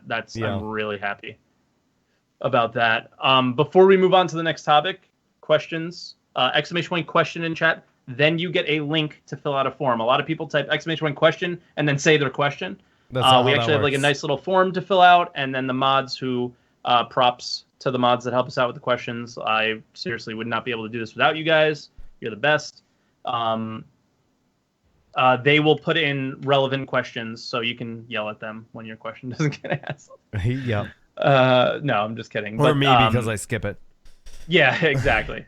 So then we read those towards right about now. We have one more topic left. I'm not going to be going on my rant that I wanted to. So whoa! I just added to your rant. I know. I saw that. I know. I was all Incredible Hulk green. If there's enough if there's enough time in chat, yeah, then I'll do my rant. So the next thing we're going to talk about is the music logic system, and another thing I'm going to put in chat is Pedro's Facebook page. Yeah. If you have Facebook and you haven't liked this man's Facebook page, please go do so. It's the Facebook link in chat. Mm-hmm. His music is so epic. So good. It's so good. So good. Okay, so before we even start talking about music, I'm going to say something about Music Logic. Once I saw this video, I have no desire to have song requests on my stream anymore. Right. Yeah. Right. So I really don't think I want them. I'll turn the music It's the off. same for me, but it has to, like, we sort of have a little bit of the music logic in now. It's not very good. But not like it's they not very showed good. it. The Yeah. only thing that I want to make sure that if we do have the music logic system in, that there's always something going on in the background. Because even when there's like when it's really quiet, it's just too quiet. You know what I mean? And so as long as there's something going on and it blends, and they were showing how it blends into like the different songs, and when you take damage or when you give damage or when you find something new or do all of this other stuff, it's all pretty awesome. So I don't know. I thought it was. I love that when you were in EVA, it was one song, right, or one type of music. Because all the music, okay, I really like ambient music. Yeah. That's like my favorite kind of music to listen to, and it's all ambient. And I love that just like you do one little action and it changes the music and it works. It blends. It blends perfectly. Yeah, there's not a hard transition with it or anything like that. Yeah, it was absolutely insane how it worked, and I was blown away when I saw it. It was so cool. Well, it's very much like the No Man's Sky music, but it works better. Like it works. Shots fired. Oh, that poor game. I saw like some meme that was like, it was the guy who made No Man's Sky. I forgot his name now. Sean Murray on like a milk box, like missing since the release date of the game, something like that. But yeah, no, the music logic system, like, forget about it. I'm really pumped. Like, out of all the awesome things that happened this week as far as news goes, that was the one that excited me the most. Which you wouldn't think that like you read the title, music logic system. That level of data grabbing that they do leads me to believe that some of the mechanics in game and other things like the AI and the way they work is going to be a lot more complicated and clever than we've been led to believe so far. Because that music logic system is just the tip of the iceberg with a lot of the stuff that we've got. I mean, Chris and he mentioned it, that he always has done this system, but not to this level. Right. Like, anytime you've been in combat, the music changed in Wing Commander, or, when you killed a pilot, there was a sound, things like that. What do you guys think about that ding? That ding needs to go away. It needs to go away. Seriously, I think the entire community thinks that ding is fucking. What ding was it? That could just be as a marker for the audio artists at the moment. I hope. To signify. I hope. There's no way that thing's supposed to be there. No, but the I'm trying to remember what the ding is, but nobody's. The little violin going up in the music. Yeah. That was definitely part of the kill. That's like good. You killing somebody goes zoom. You hear it. Hero music. Right. You get hero music and rewards. Yeah. I want musical rewards, but I don't want dings. Yeah, that ding is super weird because that ding represents when your computer used to say kill. Right. Now it's not there. but it's fine as a marker for the audio artists. Also, I'd like to be able to the kill turn confirm on ding and in the off. FPS. Is Sorry? that what you're talking about? The kill confirm ding in the FPS? No, the kill confirmed thing in the Arena music logic Commander? system. Is it Arena Yeah, Commander? And or in the is it FPS, and in the FPS, yeah. So it may just be an Arena Commander FPS thing? Is it a possibility? No, that they that's what weren't. it They is? weren't in Arena Commander. They were in the PU killing pirates at a comrade. I think it might have just Yeah, I literally don't been know. a bookmark for them. I for some really I don't know. hope so. But I, really I hope wouldn't so, 'cause mind it was in Arena super Commander being immersive. able to turn that on and off. I think some people will want confirmed kill dings and sounds, especially people who are hard of hearing and that sort of stuff. Yeah, but our current system has the AI and your computer saying kill. Yeah, kill. Yeah, I mean that's fine. I mean, some people And maybe will, Chris didn't like that and they wanted to change it. And I'm okay if Some- they change it, but that, I mean, it's literally Oh, like they you won't kill change- somebody and it's like, bing, and you're like, Yeah. I like it that feels idea as too an option. arcadey. I don't mind that as an option. I don't mind a ding as an option for players. Some players might prefer that. Some players might have not be able to distinguish lots of sounds simultaneously. I'm partially deaf in my left ear, so sound around me confuses me sometimes. And if Okay. I'm playing an Arena Commander or Star Marine, I might prefer the easier ding option, but not when I'm playing Star Citizen in the universe. You see what I mean? Yeah. I don't know. Well, and don't forget too, Arena Commander and Star Marine both are games. Yeah. Like in the Yeah. If for it's the in lore, those, I'm okay. with the lore, they Yeah, are that's what games. I thought. I thought that you guys were talking about things that they showed in the FPS, and I was like, oh, well, No. that was very clearly Arena Commander or Star Marine. Multi-kill. Yeah, I'm okay with that, but Killer combo. yeah. Yeah, no, please don't. So, You know, as soon as we get a Multi-kill. VoIP, it's just going to be everyone playing the loudest music they can through their VoIP. Yep. yeah. So rocking around. Yeah. I'm That's telling you. all. When I'm not streaming, that's probably what I'm gonna do. Dun, I'm gonna get dun, like dun, I'm gonna get dun. banned from VoIP like right away. I'm sure Oh, because I'm just gonna play music the whole piano time. cat all day, every day. Yeah. Yeah. So should I go on my rant for like 5 minutes? You got to, You you have got to, time. You because have we got all time. the CIG staff in here. They want to hear your you rant. should. Okay. I think, and this is a think we rant, should. but I think this is really important. Okay. I am Yep. an Evocati tester, and people are coming, and there's things that are getting posted that are not. Don't believe everything that you see on Reddit and on the forums and other places because they're not always true. Okay. Number one, don't listen.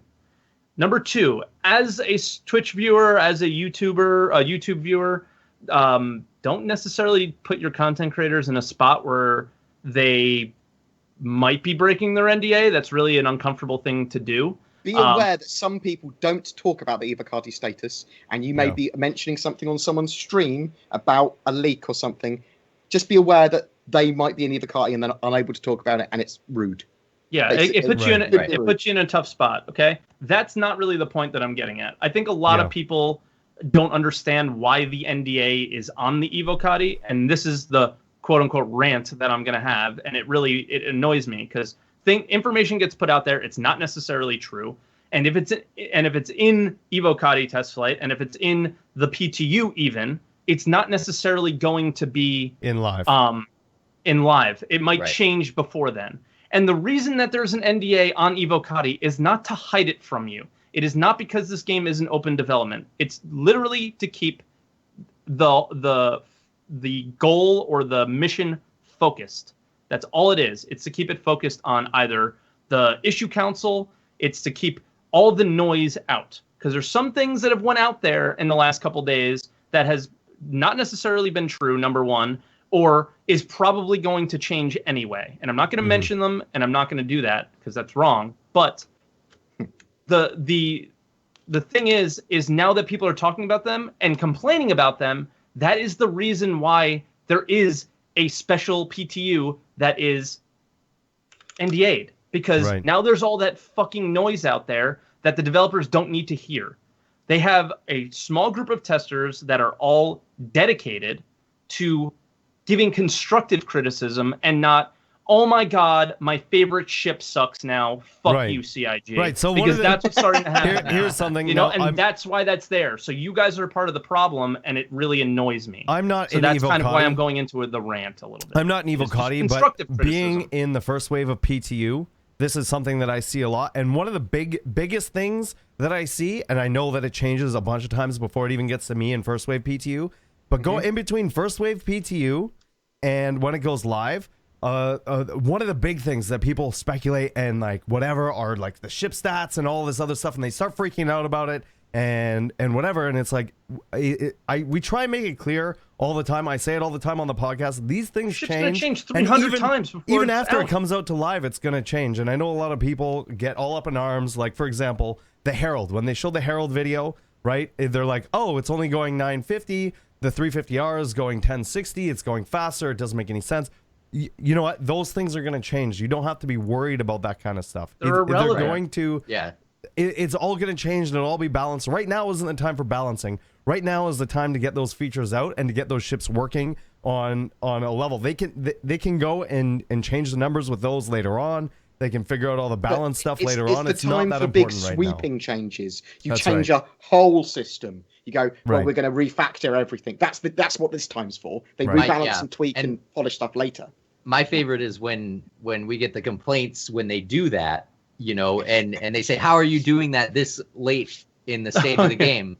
And it's Late like in the game. late Yeah. in the game, we're still in alpha. Yeah. We're still That's what in alpha's the about. third iteration of a functional alpha, Yeah. you know? Alyciana says, I feel like the Reddit mod should delete those posts. I don't really want to get into that, but it's its own thing. Just like this podcast isn't part of Star Citizen, it's the same Yeah. thing. They I can mean, do we whatever they want. speculate And on we're- other things as well, and that doesn't Yeah. necessarily mean it's true. It's just, yes, sometimes it's just interesting to talk about. But people who take that to heart and are like, oh, this is the worst thing ever, I'm melting my ship. Or this is the worst thing ever, and I'm going to go yell at CIG or take it out on staff or take it out on somebody. It's like, well, just realize that those things are going to be changing. Yeah, it's really just there to keep the testing focused. And the game's in a state at that point where you would never have gotten it in the first place.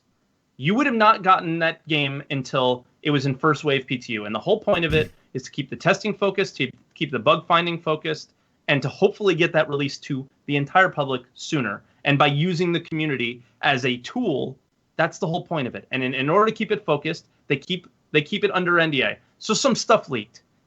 Not that big of a deal. It really isn't, because it's fucking irrelevant. It's probably going to change anyway. It's just really annoying. If the game's in open development, why do I only see in 24 frames a second? Yeah, exactly. It's just I can't do it. 24 It hours really on the bothered me. It really bothered me fuck today it. because I think it's been a long time since the original Evo Cuddy test flight, and I think people forget the reason why it's there. And I thought it was really important that we talk about that. Right. And I don't want to go into it anymore because I don't want to take away from the questions. I'm sure we have a few, but I think it was really, really important to talk about that. And I think I love it Yeah. when you rant. Like, people live for this. People love it when you rant. Because Well, I'm not- Torque is the I'm not least angry or likely anything, to it's rant. just- I think that's It's why. it's just, yeah, you need it's, to address. yeah, I think it's something that really needed to be addressed. And as someone who's in the Evo Cuddy test flight, and I know how important it is, so it's just be constructive. That's it. And if you were constructive, there would never be an Evo Cuddy test flight. Use the issue There's just too council much and prioritize commitment. stuff, because no one Yeah. does that. The amount of people that do that must be like 2% of the community. Yeah. You use the issue council, use the prioritize button, add to bug reports. Yeah. All right. Questions. Let's do this. Okay, so once again, I'm going to remind everybody we do have a Dragonfly raffle happening right now. It's !Bikin channel. Make sure you're following all the channels and etc. Whatever. We'll be drawing that at the end of this podcast. Number 2 is if you have a question for one of us or all of us or whatever about our channels, where we live or whatever, I don't know what Torque's credit card number is. ! Question in chat. They will get filtered, so try and keep it towards the channels and Star Citizen stuff. We will answer the best of our knowledge. We are not developers. I want to make this very, very clear. We are not developers of CIG. We do have a lot of knowledge about the game, so we will answer that to the best of our ability. But sometimes it's just speculation. So let's or jump we into them. mix one ship with another because there's so much knowledge that we Right. can't remember. Yeah, we do that sometimes. So I'm going to jump in here first with a question from RoboFan16. What the priority is on making stations and locations in general fully explorable? So I think he's talking about like you have big space stations like Olisar, right? Where you have those big areas that you feel like you should be able to go and explore, or maybe on some of the planet side stuff, just like in ArcCorp, what we have now, you can't really go into all the different areas and things like that. I don't know what that priority is. I don't think it is immediate. That's for sure. I think right now the priority is anything can be used for Squadron 42. Definitely Squadron 42 and the immediate systems from there. And getting all those different locations in and then building on those locations over time, I think is sort of what that is. So look at it the same way as they do ships. So they do the base ship first, and they want to get all the base ships done. So they want to make sure all the landing locations and the space stations are done. And then they go back and do the variants. So with this, they would go back and maybe make some more of the buildings enterable or something like that, if that's what they want to do.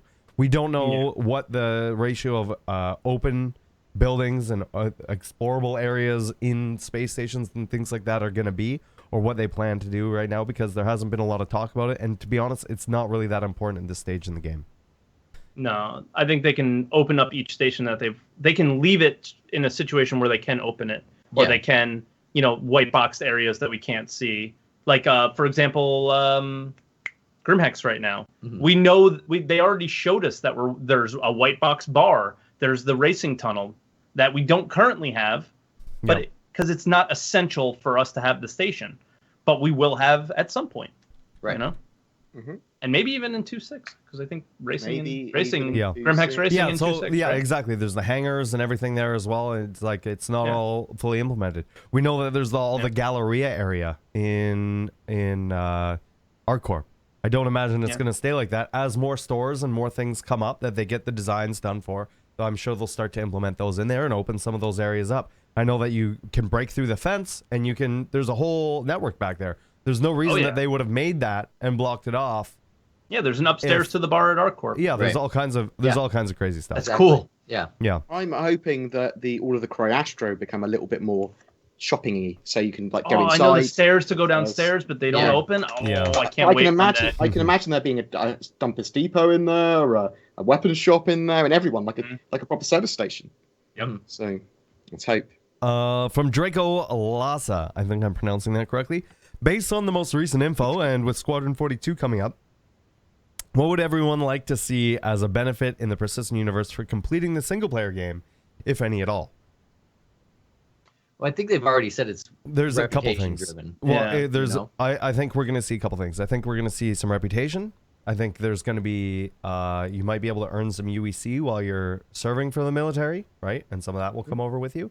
Maybe that's how you earn your initial ships in Star Citizen. I know it's how you earn citizenship. Not the only way to do it, but it is probably one of the more effective ways of doing it. There's also going to be for campaigns and missions that you complete in Squadron 42, you're going to get badges or achievements. On the Wall of Honor. A good way to say it. Yeah. Lola's just tapping me to say, let me come up. Okay. I agree. And who knows? I hope, to be honest, I don't know if we'll have the F7A in game. And if we don't, I hope that's a thing. Like if you complete it on extreme, hard or whatever, then you can get the F7A or something. I hope that citizenship gives you some access to stuff. So not access, but gives you little tiny perks, like with missions and NPCs. Well, I want them to change a couple of words, so they refer to you as a citizen. Thing, right? Acknowledging that you were in the military, right? Yeah. From Recon Up, he says this is a tiny thing, but do you think we'll see Apollo moon landers in Star Citizen? Yes or no? No. Not those particular things. I think we may see things that are similar to it. But for what purpose that a ship isn't going to serve though? Yeah, that's the closest thing I can think of is the spider miners. It's that's primitive tech. It's 1,000 years in the future. I'm thinking They're not of gonna have that. Just manned rovers, right? Or escape pods. I mean, that's the other thing I can think of that is similar. ET828 asks, "Are you all hyped for robots? Are you all hyped for Citizen Con? And what are you gonna do in Star Citizen on launch day? It's gonna be really crap. I'm definitely not having a pizza party. I'm definitely not doing a pizza party. No, Plus, obviously everyone's super hyped. hyped. Yeah. Everyone Super is. hyped. I mean, Gamescom was amazing. That video, and Chris said if you liked Gamescom, then Get ready for CitizenCon. Yeah. So it's hard not to get hyped. I didn't hear the second part because I was too busy saying And no. I'm not hyped. the second question is, what are you gonna do in Star Citizen on launch day? I'm gonna play the game. wow. I don't know about Yeah. you guys. Wow. I'm gonna probably play the game. I don't know. Lose my real job. Yeah. For, I'm actually probably going to take some time off of work when yeah, it releases. I think I will too. Yeah. So I don't know. I'm also gonna take some time off of work. Twerk is one of the people He's not going going to to stream. at launch because I want to learn mining with him. Yeah, I want to work. I want to play together with you on launch. Yeah, because Like- that and trying to avoid okay. Source as much as Now possible. I Yes. want to know how soon before Bored and Twerk get married, and then just Yeah. kick Whoa, me out whoa, of whoa. Redacted. There's nothing wrong with two guys getting married and scissoring, okay? Well, we can't So play you're with just you. Jealous. We can't play with you. That's We can't not play my with choice. you. We can play That's- against. That's you. not my choice. Anyways, moving forward. Zeroin asks, do you feel we received any important information on the networking technology during the interview in the second part of ATV? Nothing really Not I really. think so. technical that would help us, other than it's going to be better. Other than Yeah. they're planning on it being a lot better and it's going to replace the current network code, which is stuff we kind of already known. But I mean, yeah, it's tough unless you're sort of in that sector. It's kind of hard to explain that in layman's terms for a lot of that stuff. So So it's quite hard to explain it without it seeing in front of you, because you can say Yeah. this is going to be better because it uses this, but unless you can see it, and you can actually experience it, then it doesn't really mean anything. doesn't Yeah. mean any. Well, Yeah. it's not that it means anything. It may mean something to some people, but to us, it just goes over our head. It's all theory to me unless you see it.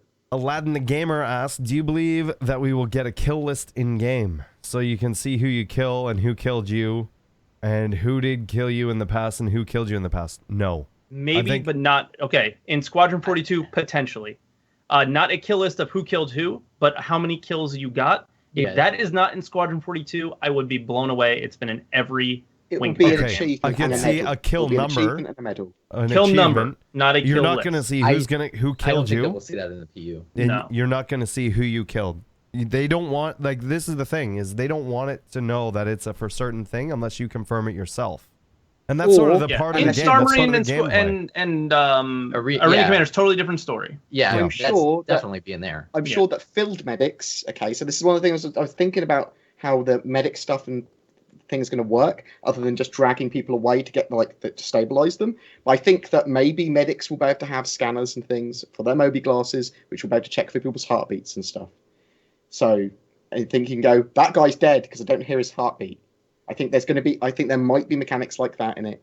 You know, Oh, I people are heard my gonna say you're heartbeat mad. today. Like a medical system. You heard your I own heard- heartbeat. I was able to hear the sound of the blood going through the valves of my heart while she was doing it. It was crazy. Did it make you feel very mortal? No, yeah, I started getting like some anxiety. It was weird. He felt his weakness. Yeah, it's crazy. You feel very immortal then. It's pretty wild. But yeah, I think a kill list or no, a kill score on Squadron, but not a kill list of who. And Yeah. you might that get would it that would first grow for to Star this Marine. ridiculous level, and In Yeah. the arcade Unless- Star Marine, you might get a kill. Unless thing, it's if you a wanna see mission. the score. Okay, unless it's a mission and you can collect something from. I don't know how they're gonna confirm the kill. On bounty, on bounty hunting and things like that. If it's a wanted dead or alive kind of thing, or I want this person dead or whatever. I'm not sure how they're gonna confirm that. But I every don't. player's going to have their own individual number, I'm sure. Yeah, but you're not gonna see who kills you. I don't think. No, Unless- but in the yeah. game, it'll know. Yeah, so if you can see what their name is and you're that close, then you'll have a good idea. But if Yeah, somebody you had snipes some way you to from a identify them. distance, You have the right sensor suite. Yeah. but you won't learn that information after you're dead, or if someone kills No, you from a distance you're and you dead. don't see them, you're just dead. You don't see Yeah, who you're it dead. was. Agreed. Our next question is from Steve J 1397. He says, "Do you think that you should be able to have a capital ship crash land onto a planet during space combat?" Yep. At do 1 you think? FPS, sure, why not? I I mean, think just like there's a reason why they're making them static. Well, no, is because- but think about this. You can have a ship crash into a space station. You can have a ship crash into another ship. So why wouldn't you be able to have it crash into a planet? Okay, you can have it crash into a planet, but it will not turn into one of the derelict ships. You know what I'm saying? It won't persist on that planet. No, the derelict ships. Okay, as of now, I'm sure they would love to do that, but as of what they've said that I can remember is that if you crash a ship and it, like, let's say you crash 2 ships into one another and you die, the ships explode. That is not the same state as what a derelict ship is. A derelict ship still has, let's say, 60% of the health left. Mm-hmm. It just landed and it's been there forever. It's been decaying, or it took a lot of damage, but it's not dead. That's what a derelict ship is. Right. Derelict Versus ship's more like a set piece, though. It's like exactly. It's a set hasn't piece, got but they're health in also the same way. Yeah, but they also kind of explained it in the sense that when you do see the derelict ships, they're in a different state than when a ship is blown up. So your blown up ship cannot become a derelict ship for that reason. Derelict ships are in a different.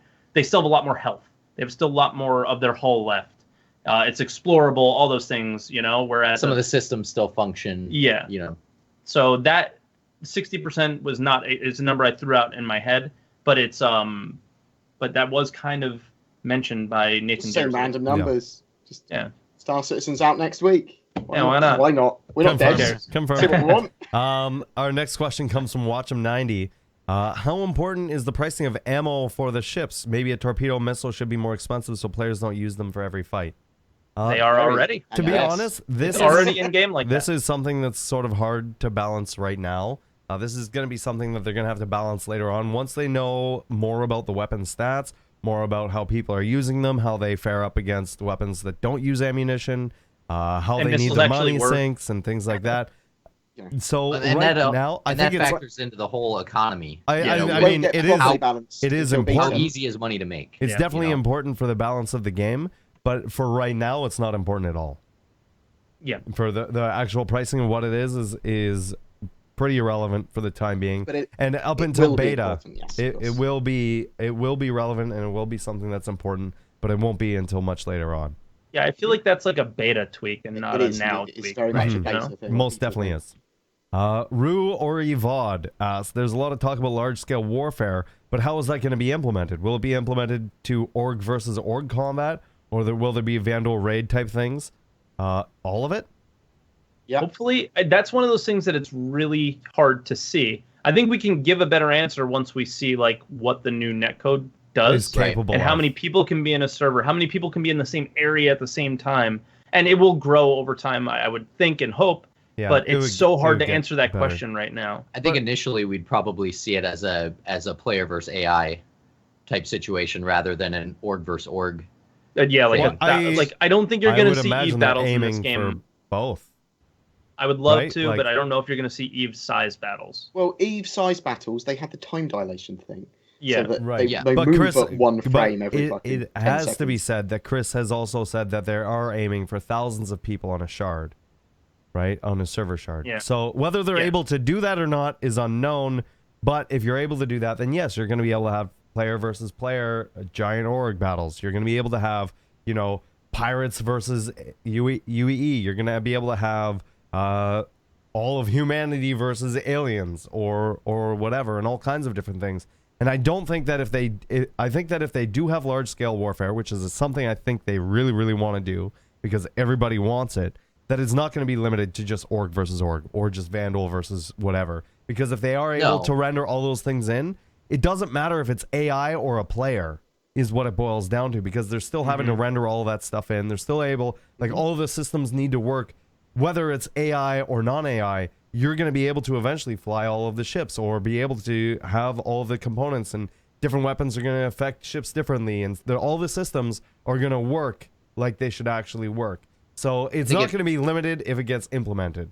It's just a matter if of they it gets limited it implemented to or not. org versus org, I think they'd be missing out on a big opportunity to do, you know, like a Vandal incursion, you know, God. of a certain area where the whole community needs to kind of yeah. come together Right. to get rid of that. And they've threat mentioned for the many system. times that they want to be able to do that. They want to have things where they have the game masters that are like, okay, you know, things aren't really happening right here, or one org's getting a little too strong. Let's bring in a whole Vandal fleet to sort of deal with that for the time being, or let's do some random things here and there.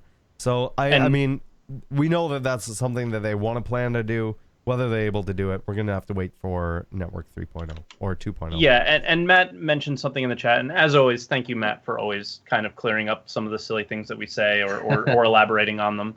Eve-sized battles also make serious compromises to the core combat system. Star Citizen isn't a hotbar-driven game like Eve. It's a skill-based game, right? Right. So, very good point there as well. I completely agree with that. Could you imagine having a time-dilated event where you're in your ship flying and you have to when you move you roll at and about I wanted to say one quick thing about the guild versus guild thing is if you set up like a war like that, like I always go back to Ultima Online, I'm sorry, but some of the best fights are always you're fighting guild versus guild, but another guild was watching you fight and waited for one of them to get a little bit weak, and they jumped in and killed everybody. Well, a really good example. That takes away from that too. A really good example as well is Arcade. It also runs on the CryEngine. It also had giant guild versus guild battles or side versus side battles and like all kinds of stuff as well. So I mean, it's definitely possible. Yeah, the frame rate for some people would tank, but it is definitely from a technical standpoint, if they're able to pull it off, then it's something they're going to be able to do. But I don't think they will limit it to just an org versus org or just a Vandal versus whatever. I think if they can do silly. it, they're going to do it for UEE versus pirates and pirates versus players and players versus players and aliens and maybe even Vandal versus Xion. Things where we don't have those. When I initially said it being limited, I was referring to the original question was how it was going to be implemented. Right. Initially implemented. The first day, Yeah. King of the Bongos asks, so right now there's only 24 people per instance. Will this always be the case? No. Definitely not. This is going to change hopefully by the end of the year. Yeah, before Christmas time is what they're aiming for. That's why I'm most excited to see the netcode. What the new server architecture more players, can do. Right? I don't want to like right now we have our persistent universe servers we have 5-6 of them going at a time or whatever.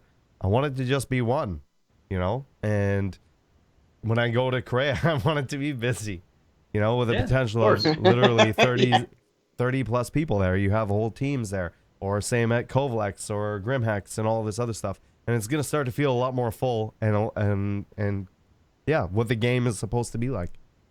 Copod93 asks, will my Avenger Titan ever fit a small ground vehicle like a motorbike or a vehicle which can be broken apart? I know the Dragonfly won't fit. Maybe if they make a smaller one. Yeah, it depends, right? It just comes down to them making one, I think. Yeah. If there's a reason, you'll have a tricycle. Yeah. Right. Like I don't think the buggy fits, right? And I don't see a real use for a vehicle smaller than the buggy.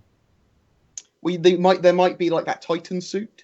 There might be some EVA suits which are. Would it fit? Would it fit in the Avenger Titan? I don't know. Hasn't been made yet, so we don't know. We don't know, but I'm gonna err on the side of no, but we don't know. So my gut feeling tells me probably not. That's not its role. That's not sort of what it's made for. It's more of an all-around, like for cargo and stuff like that. So I highly doubt it. Our next question is from Mad Mortimer, asking, do you think they may have missions where the Herald is dispatched to a location and serve as a temporary comm station when a permanent station is taken out? Definitely something similar, maybe. Yeah. I think it would make a cool mobile comm station. Yeah, sure. Yeah. Certainly get missions similar to that. Like, go over here and broadcast for 10 minutes. You might be attacked. Oh no, I've been attacked. It really depends on what its implementations are. Yeah, and just going back to that big, just because Matt's putting a lot of really important information in the chat, is just going back to that big fight thing, is he keeps mentioning that this is a skill-based game. It's an FPS. Not a macro-based game. All the games that we keep mentioning are macro-based, and that's the big key to the reason why things might not be the same as those games. Right. But you also have games like PlanetSide where you have, hundreds or thousands of players as well that are running around and shooting each other as well. So yeah, but you're not pressing buttons and they're not skill calculations. Definitely. It's completely different. I'm just using that because people are asking about the amount of players and the amount of ships and things going on. And so I'm trying to say, yeah, okay, Arcade or Ultima Online or Button or Eve, but PlanetSide isn't. PlanetSide is definitely like a skill-based game, just like this, where you have to aim at the player and do all of that real player time. skill-based, not talking about skills that like as in like skill trees and things like that. I press Falcon Punch with 2. Not talking about that. There's no skill system like there's that. no It's rotation or anything like that. Skill. Yeah, I just wanted to make sure we hammered that point home. That's all. Cam Salaster asks, I've heard some people say there will be blueprints that we can find by acquire to use raw materials or other things to craft items and other things. Is this an actual thing or just a rumor? Just a rumor. Maybe. I don't. They've said that there's no crafting. I think the closest thing we have to crafting is being able to, and once again, this is what was told. It's not 100% even in the game. Is being able to own factories that you would require raw materials to produce whatever good that those factories produce. Nodes in game, factory nodes. But there's not like crafting like there is in Minecraft, or crafting like you would see in DayZ or anything like that. There's nothing that's going to be like that. Everything is sort of, pre-built. Pretty much anything that's not in the game yet is subject to any kind of change, definitely. Subject to a Chris maybe. Crafting is such a hard large maybe. Crafting is such a large mechanic to sort of shoehorn in afterward. After them saying that it's not something they want to do, that I highly, highly doubt it's going to come in. Handsome Devil 101 asks, what is your thought on what looked like AI with a visualization sneak peek? It was definitely AI. Do you feel they were good? Hey, what's also, that? It didn't seem that the player was able to do many movements that were showcased a while back, and I'm sure he's talking about the leaning and the cover system mechanics and things like that. We just didn't see him do it. Doesn't mean it's not there. Yeah. They looked like they were hiding behind. He might have just been crouching, but it looked like he was in some sort of cover. Well, the AI was definitely using using cover. Yeah, they would definitely. Yeah, and the AI. Yeah, and I was referring to the AI. They were, I paused it to show my channel that it definitely said Squadron 42 Rifleman, Pirate. Like, that was their names. It was the same as, when you see the VNCL Vandal Glaive. Yeah, it was a pirate convention faction, wasn't it? Well, not all of them. Some of them were UEE as well, but they were definitely all AI that he was playing against. He wasn't playing against any other players. So the AI was definitely using things like cover and things like that, and that seemed to be programmed into them. Whether the actual cover systems and stuff were in for the player side of things, they didn't showcase it if it was. And that's basically, we can't say whether it's in or not, but they didn't show it to us, so we don't know. But they basically have said that it's supposed to be in the 2.6 player. Yes, they want the leaning and the cover mechanics. I think the whole thing with Star Marine is they want as much of the FPS mechanics in as possible. Whether they can bring that in or not, I know they want to bring in grenades. I know they want to bring in melee. I know they want to bring vaulting over things. Anything that they have that sort of comes in with that stuff. I still love that they shot. Yeah, Kazu just said shot the clerk. I love that they shot the clerk in each room, in each business place. In each place of business. And it's like, ugh. Ding, hi sir, what can I help you with? Nope. You're dead. You're dead. Tabler asks, how comparable would the Terrapin be to the Herald, since they both got this data transfer or jammer idea? I'll let you guys. Not at all. I don't think they compare at all. I think the Terrapin is, again, it's a military type ship that is there to see ships before your fleet sees them, whereas the Herald gets information. I don't necessarily know if it gathers it itself. It might, on some small level, be able to gather it and then take it somewhere else. I think they're completely different ships. That's my opinion on it, and I'm right. Bored? I agree. I agree with Twerk. I mean, mm-hmm. They're total opposite roles. The fact that completely different. The Herald's fast, probably not that armored, or maybe a little armored. I suppose you don't want it to take any hits to its information tanks.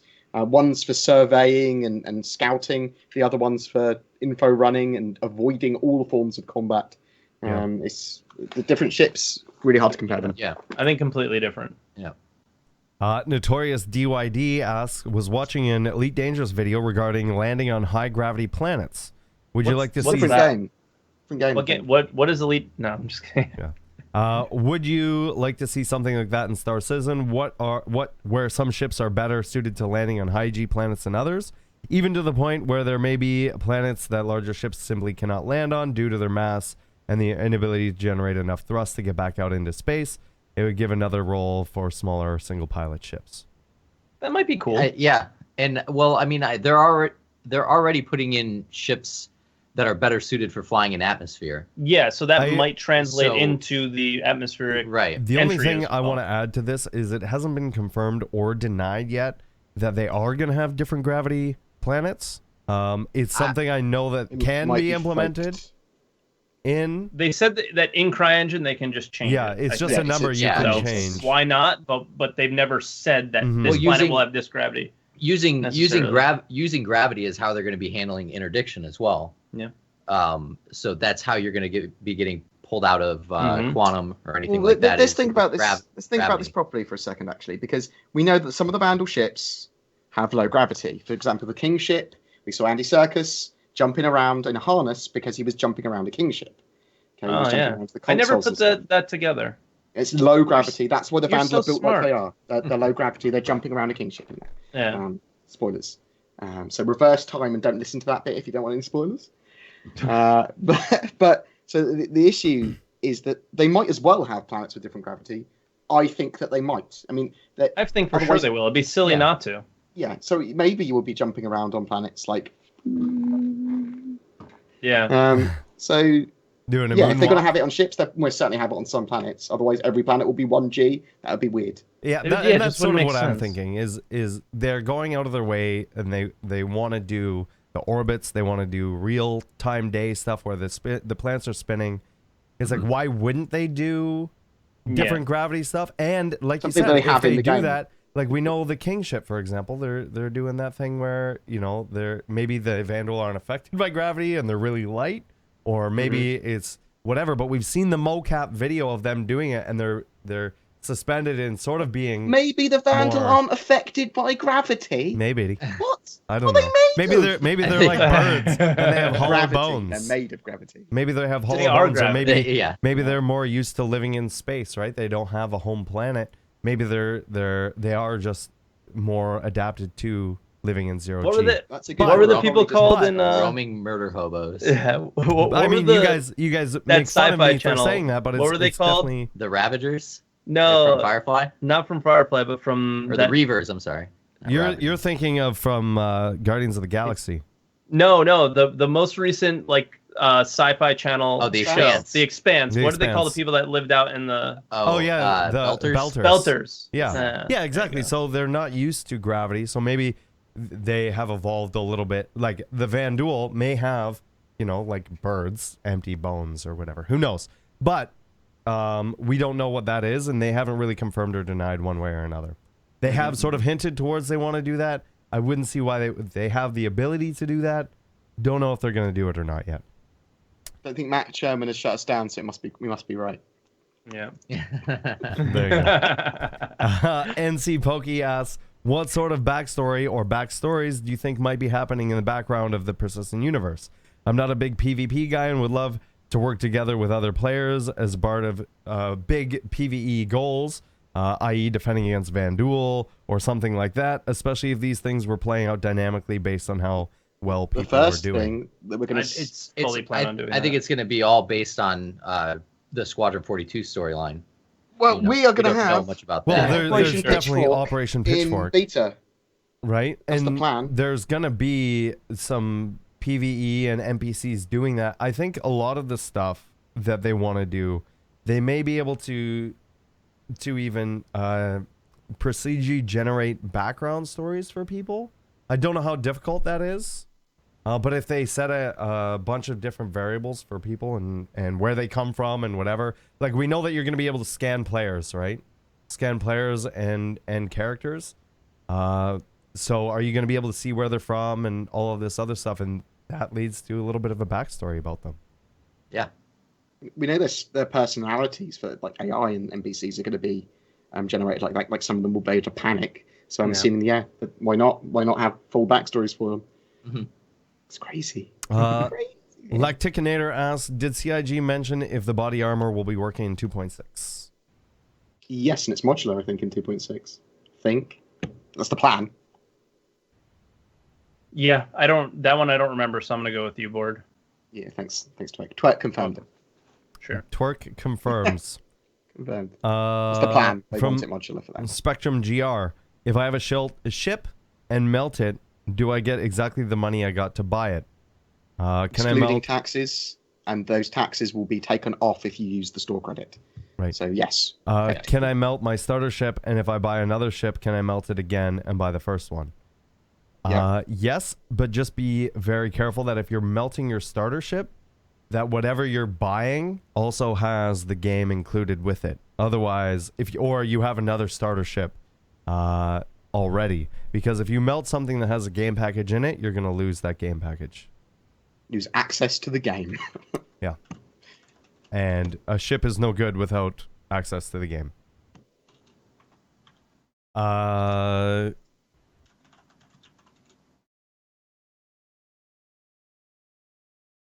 Our next question is from Tablair.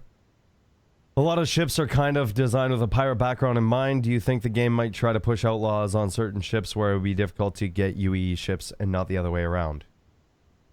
Drake? Well, again, that comes in with reputation. You know, I think if you have it's like your credit. If you have bad credit, you can't go to a car dealership and buy a car. So I think it's going to work kind of similar to No credit, no approved. No credit, no problem. Yeah. But it's going to work somewhat similar to that. So if you're a criminal, you're not just going to be able to go to the UEE and say, "Hello, I'd like to buy a spaceship from you, please." Yeah. Mm-hmm. And have that work out for you. I have cash. Yeah, I mean, it really depends on what your reputation is with those dealerships and things like that. I'm sure there'll be some things that'll be harder to get, or some things that only pirates will be able to get, like military ships and things like that are illegal.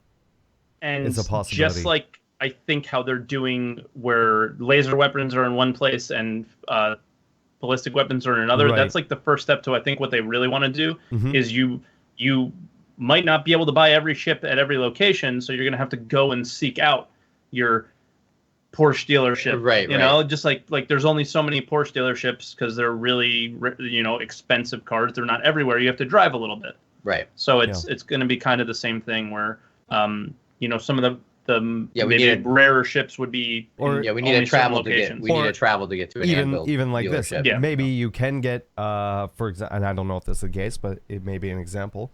Drake ships may be really easily acquired in outlaw areas. They have things. It's just easier for them to set up shop there, and it's harder to acquire them in UEE zones. It's a possibility that you can still get them in both, but maybe that's why they're aimed more towards pirates or whatever. I don't think I'm ever going to buy new ships. I'm always going to buy second-hand ship, like eBay. Like eBay. Just everything second-hand. Don't care how many miles it's gone its clock. Yeah. It's not in pristine condition kind of thing. Yeah. I mean, that would be pretty cool. Yeah. Mad Mortimer asks, what do you think about how they said the music set changes for each star system? That's cool. Yeah, I like it. Yeah. Yeah. It gives it, it'll give it a whole Unique. other, like, a feel, right? Once, not just visually, but... Once we've seen some of the new systems, I say that we re-invite Pedro back onto the show and talk to him about it. I agree. Because a lot's changed since the last time we had him on the show. Yeah, it's I mean, obviously you you can't talk about some of the stuff, so... Yeah. Ubernerd asks, do you think they need to make personal harpoon guns, mag boots, and shape charges? I don't know what that means. I think ship charges. No, shape charge. A shape charge. It's like a block. It blows in one direction, but it blows a hole in the shape. Yeah. To be a thing in Star Citizen for boarding actions and also plasma cutters. For example, you harpoon onto a ship, turn on your mag boots, and attach once you pull yourself in, and then you need to draw the shape charge on the hull, move away, and it still uses thermite like explosive to cut a hole in the hull for ingress. I think they've talked about wanting to do stuff like that. I know in that maybe thread, on cap ships. Yeah. Well, I think I'm bigger. on that thread, they talked about having, and I don't know if this, I think this may have been a suggestion or something like that, but they talked about having a harpoon on the Cutlass. What's new? Everything's on the Cutlass. Yeah, it's not everything is on the Cutlass, but I'm just saying this was. No, I'm making the was joke as something it used to be. Yeah. Was something that I've read recently, and I know that they want you to be able to cut into the ship's hull. I don't know if that's with a plasma cutter or with charges or explosions or how they're gonna do that. But I mean, I'd be happy for you just blowing into points of entry, so airlocks and cargo bays and stuff. I'd be happy with that. Maybe windows as well. Or turrets. They should, turrets. Yeah, blow up a turret, go through there. I mean, that makes it more simple to me. It would be cool to be able to enter from anywhere and be able to cut holes in the hull with anything. And if they can do that, they should. I think they've said that they're not going to do anywhere, but they will do specific areas. But we don't know what those areas are going to be limited to. Matt gives us the meat here. Having cool tools, etc., for boarding a ship is something we want. The ship cutting wouldn't. Sorry, Lola. Wouldn't be cut anywhere holes though. There you go. That makes sense. Those things would still need to work properly with the underlay of the ship between the outer shell and the interior. Right. So I can see, the gubbins. For example, being able to cut through a ramp that would normally open. That's somewhere where you'd be able to cut through, maybe. That kind of adds a cool thing to it too, because if you're thinking about it, more than likely, if you're boarding a ship, you don't want to destroy it when you're going in. No, well, the other thing too is you don't want to just cut it anywhere. You wouldn't want to cut through a bulkhead. You'll cut through something. Yeah, you wouldn't want to cut into somewhere where it's just a wall that connects there, and it doesn't cut into anything. So it's possible that shaped charges wouldn't be powerful enough to blow a hole anywhere in a hull. Only weaker points. Yeah, you can use that for the lore. Yeah, and it'll add a little bit of knowledge-based skill to pirating. You'll have to know, oh, this is a constellation. Yeah. We can only cut it in these specific areas. Oh, okay. Yeah, and I want to be clear what he said. That's something that we want in the game. Right. It's not something that is in the game yet. It's Remember, we don't work for... just talking about. We don't work for Star Citizen. We can say whatever the fuck we want. It's all just speculation. Keep that in mind. Yeah. Raytheon 2 asks, would you use a Caterpillar as a Dragonfly carrier as a pirate mini Bengal? Would a Dragonfly fleet be a theoretical powerful raid tactic? Zerg swarm? Possibly. Maybe with like 200 of them? Yeah. Well, it depends on what are you going up against? Are you going up against a single... If you're going up against a constellation with a Merlin, maybe. Yeah.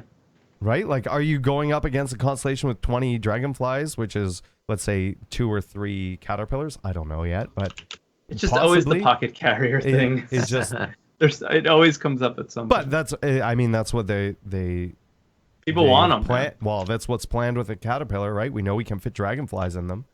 Yeah. So that's inevitably what they're going to be. I mean, I think it's a legitimate question. I still think those are boarding. Like, caterpillars are going to be used for boarding in those situations. The dragonflies, you mean. Yeah, sorry. Yeah. Well, yes and no. I think the dragonflies have weapons, and I think that they're still going to be able to be used for that. They're going to be hard to hit. And it's something that it's a Zerg tactic, right? I think it's a better Zerg tactic than using a shit ton of Auroras. I still wouldn't want to be one of those pilots that was told to engage a fighter that's on a dragonfly. Like, really? If I get hit once, I'm dead. But if you're there in numbers, you have a safety in numbers, being used and you on have an alpha strike. Than... Right? If you have an alpha strike of 40 ships on one, I wouldn't be worried about it. Well, no, even if you just have eight dragonflies swooping around a starfarer, I mean, that ship's helpless.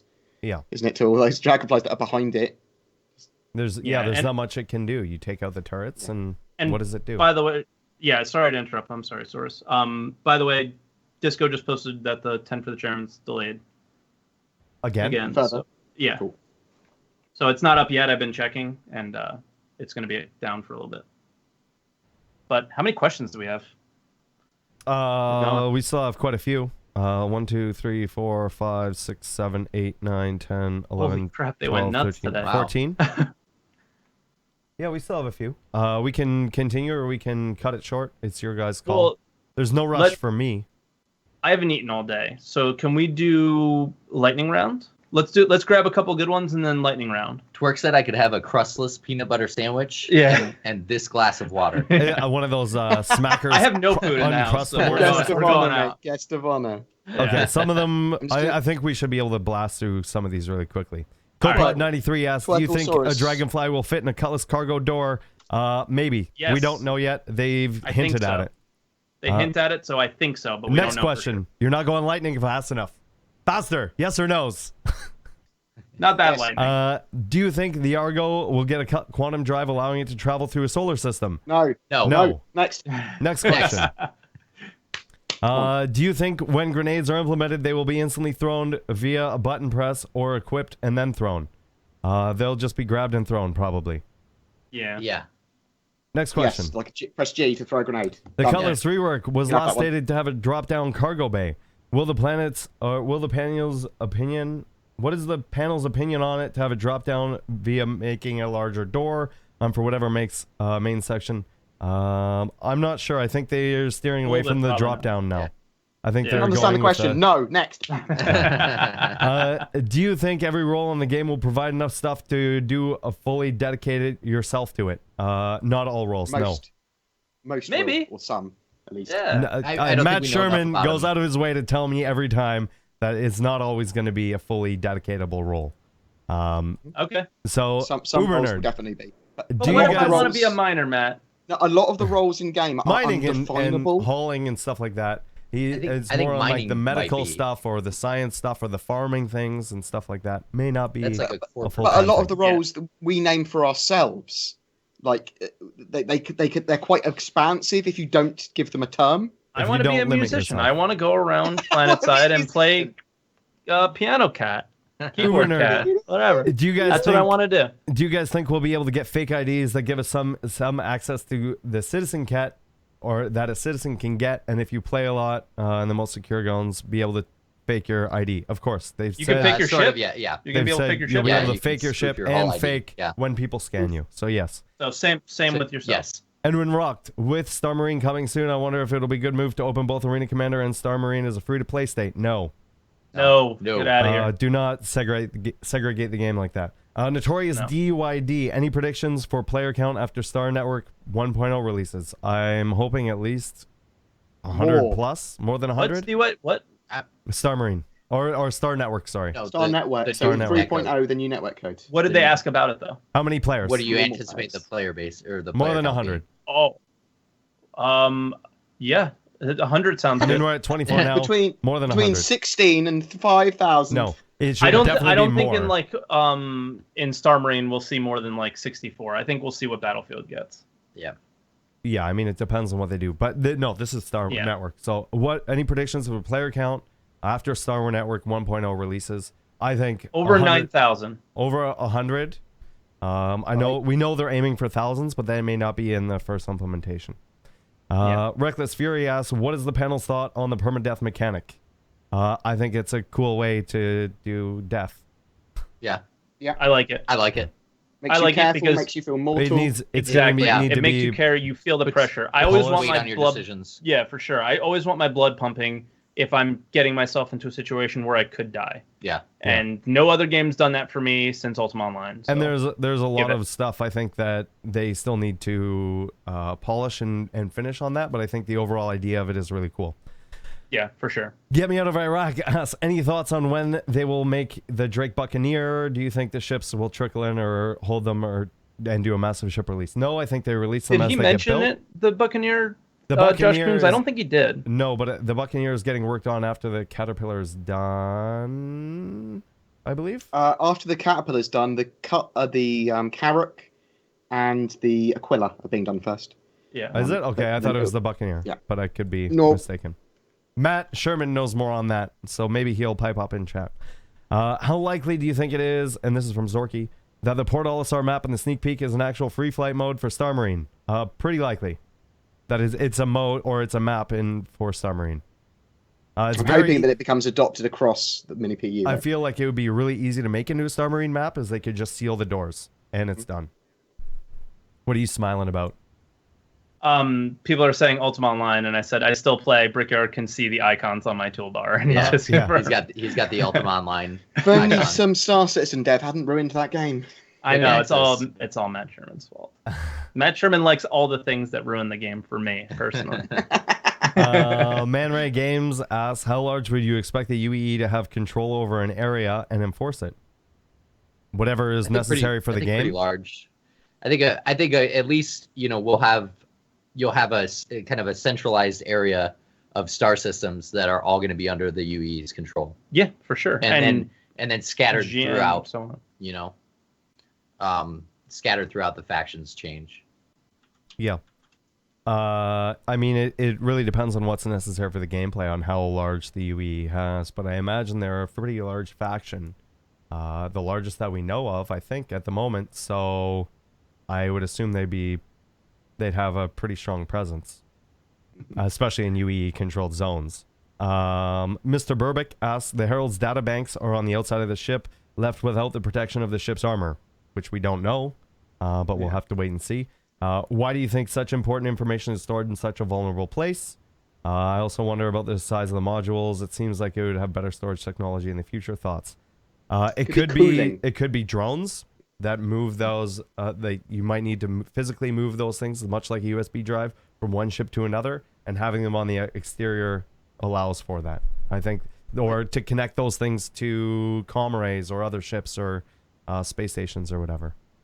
I like the idea that they might be really hot, and they need to be on the outside of the ship because of that. Yeah. Yeah, it could be.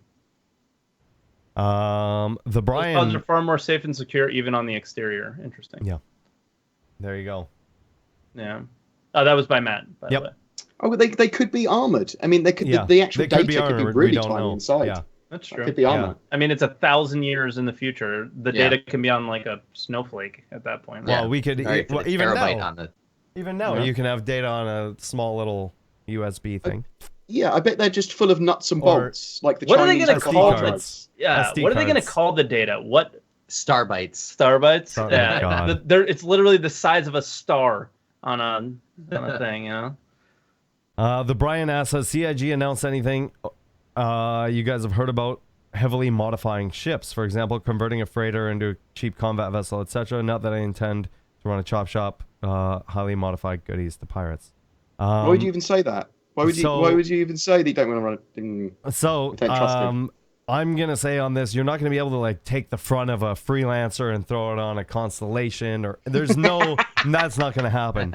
You'll have what we have Amazing. now, right? So Yeah, maybe modders Shields- they'll let them do stupid shit like that. yeah, but shields and That'd be cool. weapons will only fit on where shields and weapons fit, and things like that. You're not going to be able to fully And there's modify a utility ship. mounts as well. You're not going to be able to fully modify a ship and say, oh, I want to take the engines from the physical engines and how they look from a constellation and put them on the back of a freelancer and Frankenstein your own ship. That's not going to be a thing.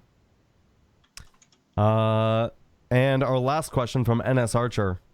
Hey guys, and the question Hey. is, How you doing? how Hi. effective and dynamic do you think EMP warfare / tactics will be?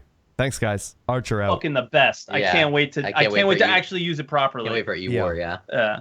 They need, Oh, they I mean- need to nerf the Warlock. It's too effective and lasts too long.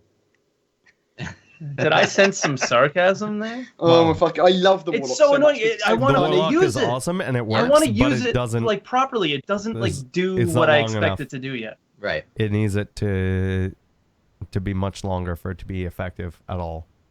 Yeah. I think it, Well, I think it will have a good place. Especially The for how E-War long and it the takes stealth to like, mechanics charge up. still have a long way to go. Yeah, for sure. Definitely. And that's it for our questions. So I'm going to go around and ask what everybody is up to for the next week until next week. And yeah, so let's start with BoredGamer. What are you up to this week and where can people find you? Same thing I do every week, Saurus. Try to make Star Citizen videos. What Okay. if somebody's here? Let me check how many people are here. What if Hey. one out of the 475 people here don't know who the fuck you are? That's what I'm saying. Who I am. Yeah. It shouldn't be. I know here. I know your ego can't understand that. Right? But- I'm just but I was gonna letting tell him do you his that thing. there's a good I'm gonna chance be that nice somebody's and post here your that links doesn't in your know chat. I'm BoredGamer, and I am Star Citizen.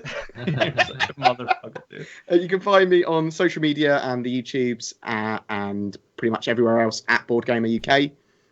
I make Star Citizen videos. It's pretty much my only job. And yeah, I really enjoy doing it. And I'm just going to be making lots of random videos this week. On Sundays and Tuesdays, I'm planning to stream. Although this Sunday, the plan is to get some cool redacted footage. Anyone that's around at the same time, you're more than welcome to kind of join in with us, although we might just be like doing random things.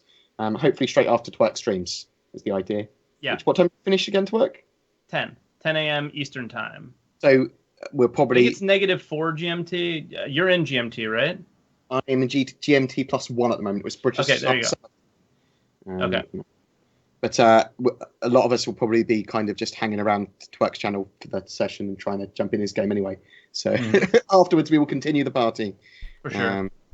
And so, yeah, but other than general streaming, general Star Citizen videos, not really that much. Just that. Nothing super special. But what about you, Twerk and Brickyard, as a duo? Obviously, you're living together now. Let's do one at a time. Yeah. Twerk.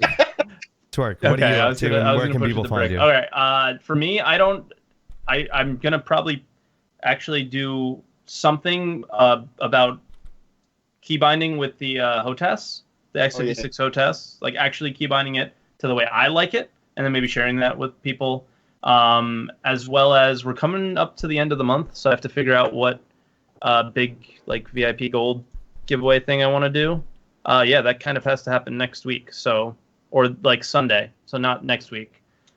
So something like that. Again, so just like BoredGamer, if you've never heard of me, don't know who I am, I stream on twitch.tv really early in the morning. So 12 hours ago is usually when I start Eastern time. So 6 a.m. Eastern time until usually about 10 a.m. Eastern time. And I stream on twitch.tv/Torque17. WTFsaurus put those links in the chat, and at Torque17 on Twitter and YouTube. And there was a Bar Citizen that we both met for the first time at, and I put a little vlog on there of the event, which was really fun, if you guys want to check that out. And then, Brick, what are you up to? So I am out. The reason that I'm here with Twerk is because I'm out for work, so I'm not home. That's the rest of this week. But next week, Tuesday, I'll be streaming again. Nice. I should be getting my Monster Tech mounts for my joysticks, which is going to be badass, which I'm really excited for. Right on. I'm going to be probably following Noobifier's video to try and get a good dual stick binding setup going, and maybe tweaking it to how I like it. Yeah. Because I think I'm going to try and find a way to implement my pedals with that as well. But you can find me on twitch.tv/Brickyard Gaming. You can find me on Twitter at Brickyard Gaming. I'm pretty active on Twitter, and I try and keep everything up to date on there. So, yeah. Nice. Awesome. And myself, I have the Twitch Vancouver meetup on Sunday. If you're in the Vancouver area, definitely feel free to stop by that. That starts at 5 p.m. Local time, which is PDT. Right after this, I'm going to be streaming, and we're going to be giving away another Dragonfly. We're going to be giving one away right now. I'm going to close the raffle in 3, 2, 1. It's now closed, so if you didn't get into it, too late. You can get in the next one. Rigged. So rigged. So make sure that you... 46 people. Yep. Yeah. So make sure that Are you one of those people? Yeah. What? So make sure that you answer in chat. I'm going to draw it right now. You can find me, and it's Zorky, which I know is here. Whoa, Rigged. Zorky. Nice. Rigged. So you can find me at Zorky says re-roll it. twitch.tv/WTFsaurus.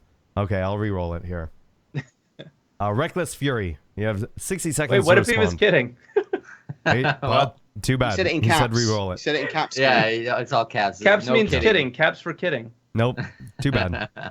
Okay, Reckless Fury, kidding. do me a favor. Send me a message on Discord. You can find my Discord information. ! Discord and chat. Reckless Fury, another Florida guy. Yeah, You can- yeah, we met Reckless Fury at the... No, at that's the- down. Bar Citizen. Nice. You guys can find me on twitch.tv/WTFsaurus and twitter.com/WTFsaurus. Once again, guys, you can see the links down below. You can support the entire stream team and the podcast through Patreon at patreon.com/redactedtv. You can follow us on Twitter at twitter.com/watch_redacted.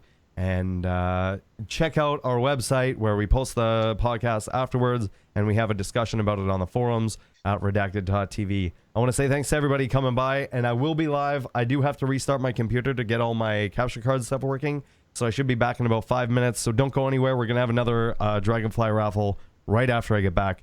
We love you guys, and we'll see you next week. Bye. Thanks for stopping by, guys. See you guys.